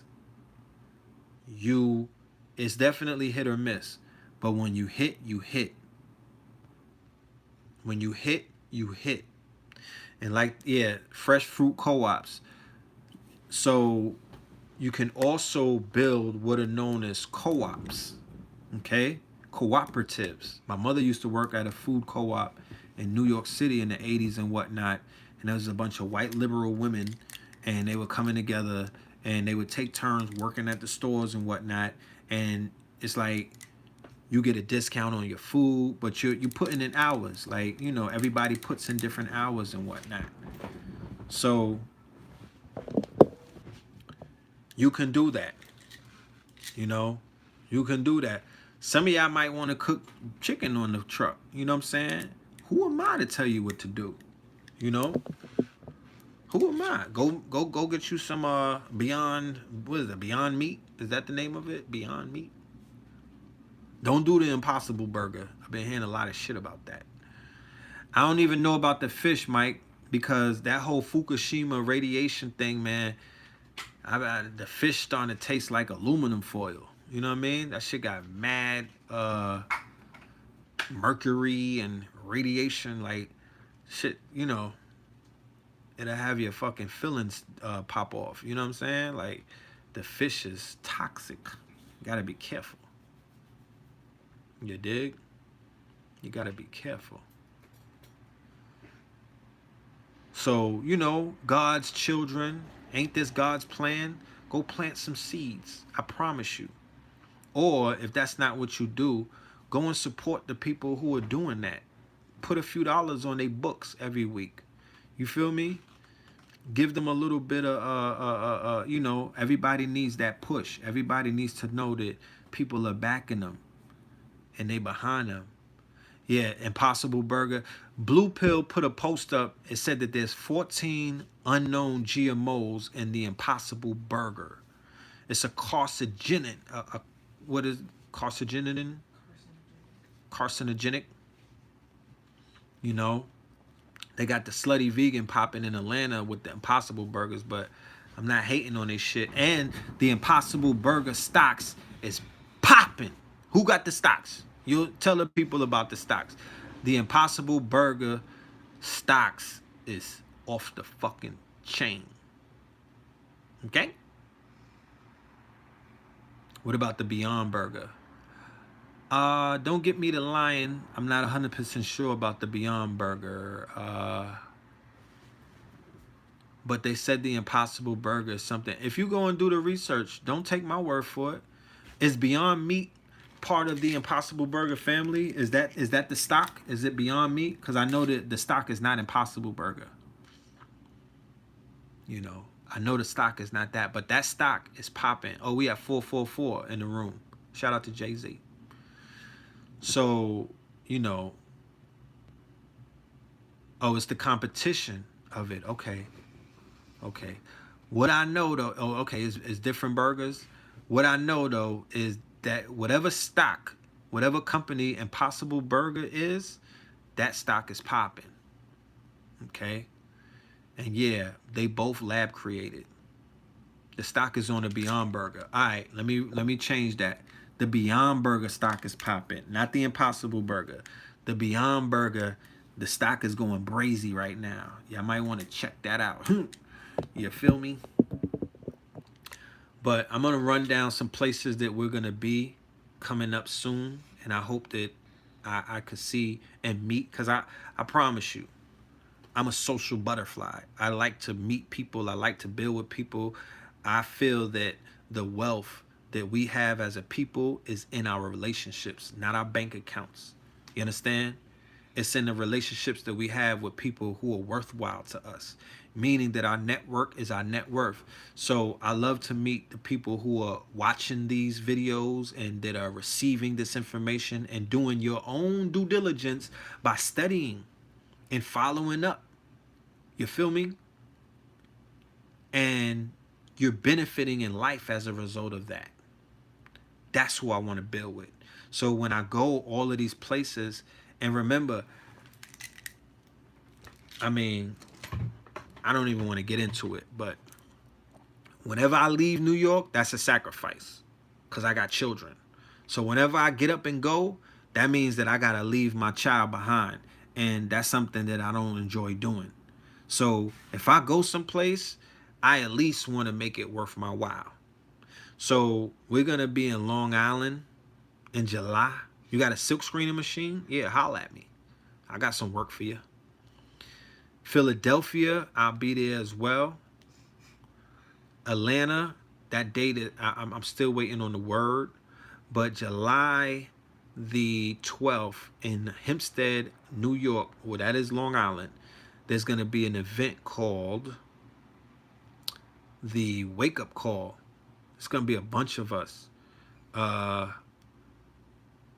Red Pill, Pop Darby, Ben X, Th3rd Path. That's the sister who goes by, her name used to be I Segment. Yeah, New Orleans. I'm finna pull up soon. Don't worry about it. With my Zion jersey.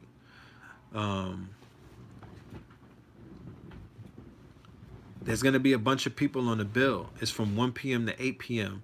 The website that you could get the tickets is A1 Entertainment Group, I believe. Okay. And then the next day in Philadelphia, Professor Smalls, Pam Africa, Red Pill, Blue Pill, we're going to be at the Advocate Church. That is a black church in Philadelphia. We're being brought out by Black and Nobel. That's from 5 p.m. to 10 p.m. Shout out to New Haven. I will be there from 5 p.m. to 10 p.m. in Philadelphia. It's been a while since I've been back to Philadelphia. I look forward to teaching in Philadelphia and building in Philadelphia. Do you believe in aliens? Not that I believe, but I know that they're real. I know that they're not belief. I know. I'm not arrogant. I know that there's something bigger than us out there. I know that there's something more intelligent than us. This universe. They be showing you all of these fucking exo universes. Are you so arrogant that you just think it's just you? It's just a bunch of empty gas-filled planets and nobody is doing nothing? That's arrogant. That's human arrogance at its finest. You feel me? That is human arrogance at its finest. So I leave open the possibilities, because if you've ever been to the deep sea, or if you've ever been to the tropical ocean, and you see the intelligent design, if you see how artful the creator is, then you know that they just didn't stop creating on the planet Earth. You know this. Whatever that force is, the omnipresent, omnipotent force, they didn't stop creating on the earth. There's other places that they've been doing that artwork and that intelligent design outside of the planet Earth. Keep in mind, you can only see a certain amount of the light spectrum. So you could be on another planet and you don't see nothing because you don't have the advanced optics to see it. The same way that there's spirits walking past you right now. The same way that there's all kind of rays coming out of this phone. 5G is swarming. I mean, 4G. We ain't in 5G yet. 4G is swarming around us. Can you see it? But that don't mean that it ain't there. You know what I mean? For anybody that's familiar or has been in touch with the ancestor realm, you know that they exist. You know that they're around you. Yeah, that DMT. That DMT will open that motherfucking eyes up.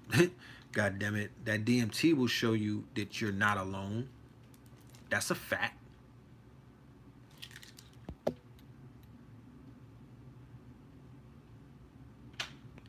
Yeah, well, CNN is reporting UFO sightings. I'm coming to Philly July the 13th. I'm coming to Philly July the 13th. Yes, I did mushrooms before. Dr. Sabi gave me some shrooms. I didn't see no aliens, but I felt everything that was surrounding me. That's what I knew, that I wasn't alone. And DMT will bring your ass to that realization. And it's all good. You know what I mean? And they're revealing this whole aspect of intelligent life and alien life, you know, because I don't know.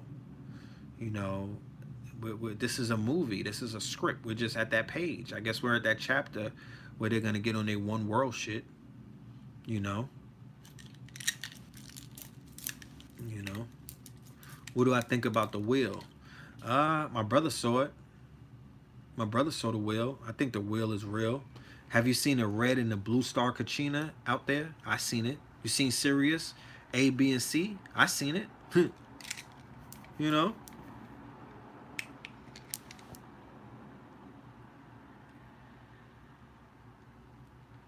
Will I try mushrooms again? Yeah. I'm planning on doing that very soon. You know? And for anybody that's out there listening to it, this is not a controlled substance. Like, I'm not talking about pharmacopoeia. I'm just talking about a magic mushrooms. You feel me? Psilocybin. It's very harmless. As a matter of fact, they're decriminalizing it, and they're putting in bills to decriminalize it all across America, because that will help you heal. Yeah, Impossible Burger is Solent Green. It's Solent Green. Okay? You know what Solent Green is? You got to look that up. You're going to get the magic mushroom spores. Okay. 5 grams. I think the 5-gram dosage is cool. You know? And if people have trauma, if people are going through some kind of, you know, you have core issues that you don't know how to get to, that psilocybin might help you out. You know what I mean? Because don't ever get it messed up. I'm always about the healing. If we could heal together, then we gonna do that.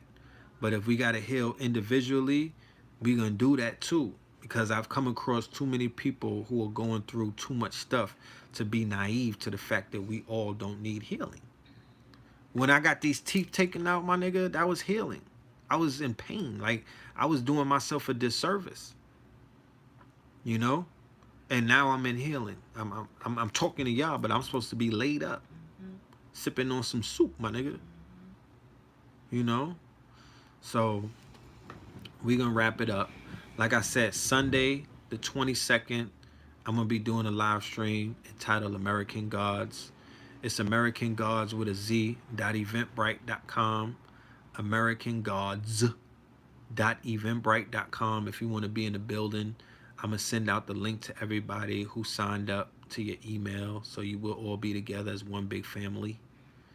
And oh, you smoke wet by accident? Whew. Nigga, I smoke wet by accident too. A.A. Rashid passed me the blunt. I'm gonna blow him up. This was like 1991. Man, oh man. For anybody that's out there smoking wet and you niggas is functional, man, you niggas got some special brains. Cause I was twisted. I was done. I think I slept for 2 days on that. That was the worst high that I've ever experienced in my short days on this planet. Don't ever do that. Yeah, it's called water. It's called wet, love boat, angel dust, all of them tricky ass names. Them niggas in DC and B-more used to be on that real hard, and the Woo in Staten Island, PCP, the Puerto Rican niggas out here in the Bronx, loop. Yeah, don't get on that loop, my niggas, cause you'll be out here looking crazy in these streets. Looking crazy in these streets. That is not for a real, that's not a real nigga substance. Facts. You know what I'm saying? That is not a real nigga substance. Especially Sherm, yeah, especially for the sisters. Oh man. Weed or alcohol? Weed. Do you know the worst substance that I've ever encountered is alcohol? Not with me, but with another person. That is the worst. I've seen alcohol do a person so dirty. I haven't been around people on hard drugs, but alcohol, if you can't control your liquor, if you a sloppy drunk and you got addiction issues where you down in bottles and whatnot, that is one of the saddest addictions that I've witnessed in my life. That's a fact. And I'm talking hard liquor, not wine and shit. I'm talking like liquor. That's not a fun thing, bro. That is not a fun thing. People take having a fucking sip overboard. That's not a fun thing to watch somebody drink their life away, bro. I would rather smoke an ounce to the face. You feel me? You're not gonna do the things that you do under the influence of marijuana that you'll do if you drink a whole goddamn bottle of Tito's. You feel me? Women get taken advantage of. You do something strange for a piece of change when you out of your mind on liquor. Them spirits take you over. Somebody said St. Anne's. Yeah. But yeah, y'all. We about to sign off. All right. Thank you everybody for pulling up and kicking it. I know it's wild late, and you know, we all got shit to do tomorrow. So I will see y'all on Sunday at the American Gods lecture. Shout out to Empress B444. All right. Y'all give her a shout out because she's the most important person in the building every night. All right. And then I will check you out on Monday for Melanin Mondays. Maybe we might do a BET Awards recap. Is that coming on? I don't know. But I don't know. We'll talk about something.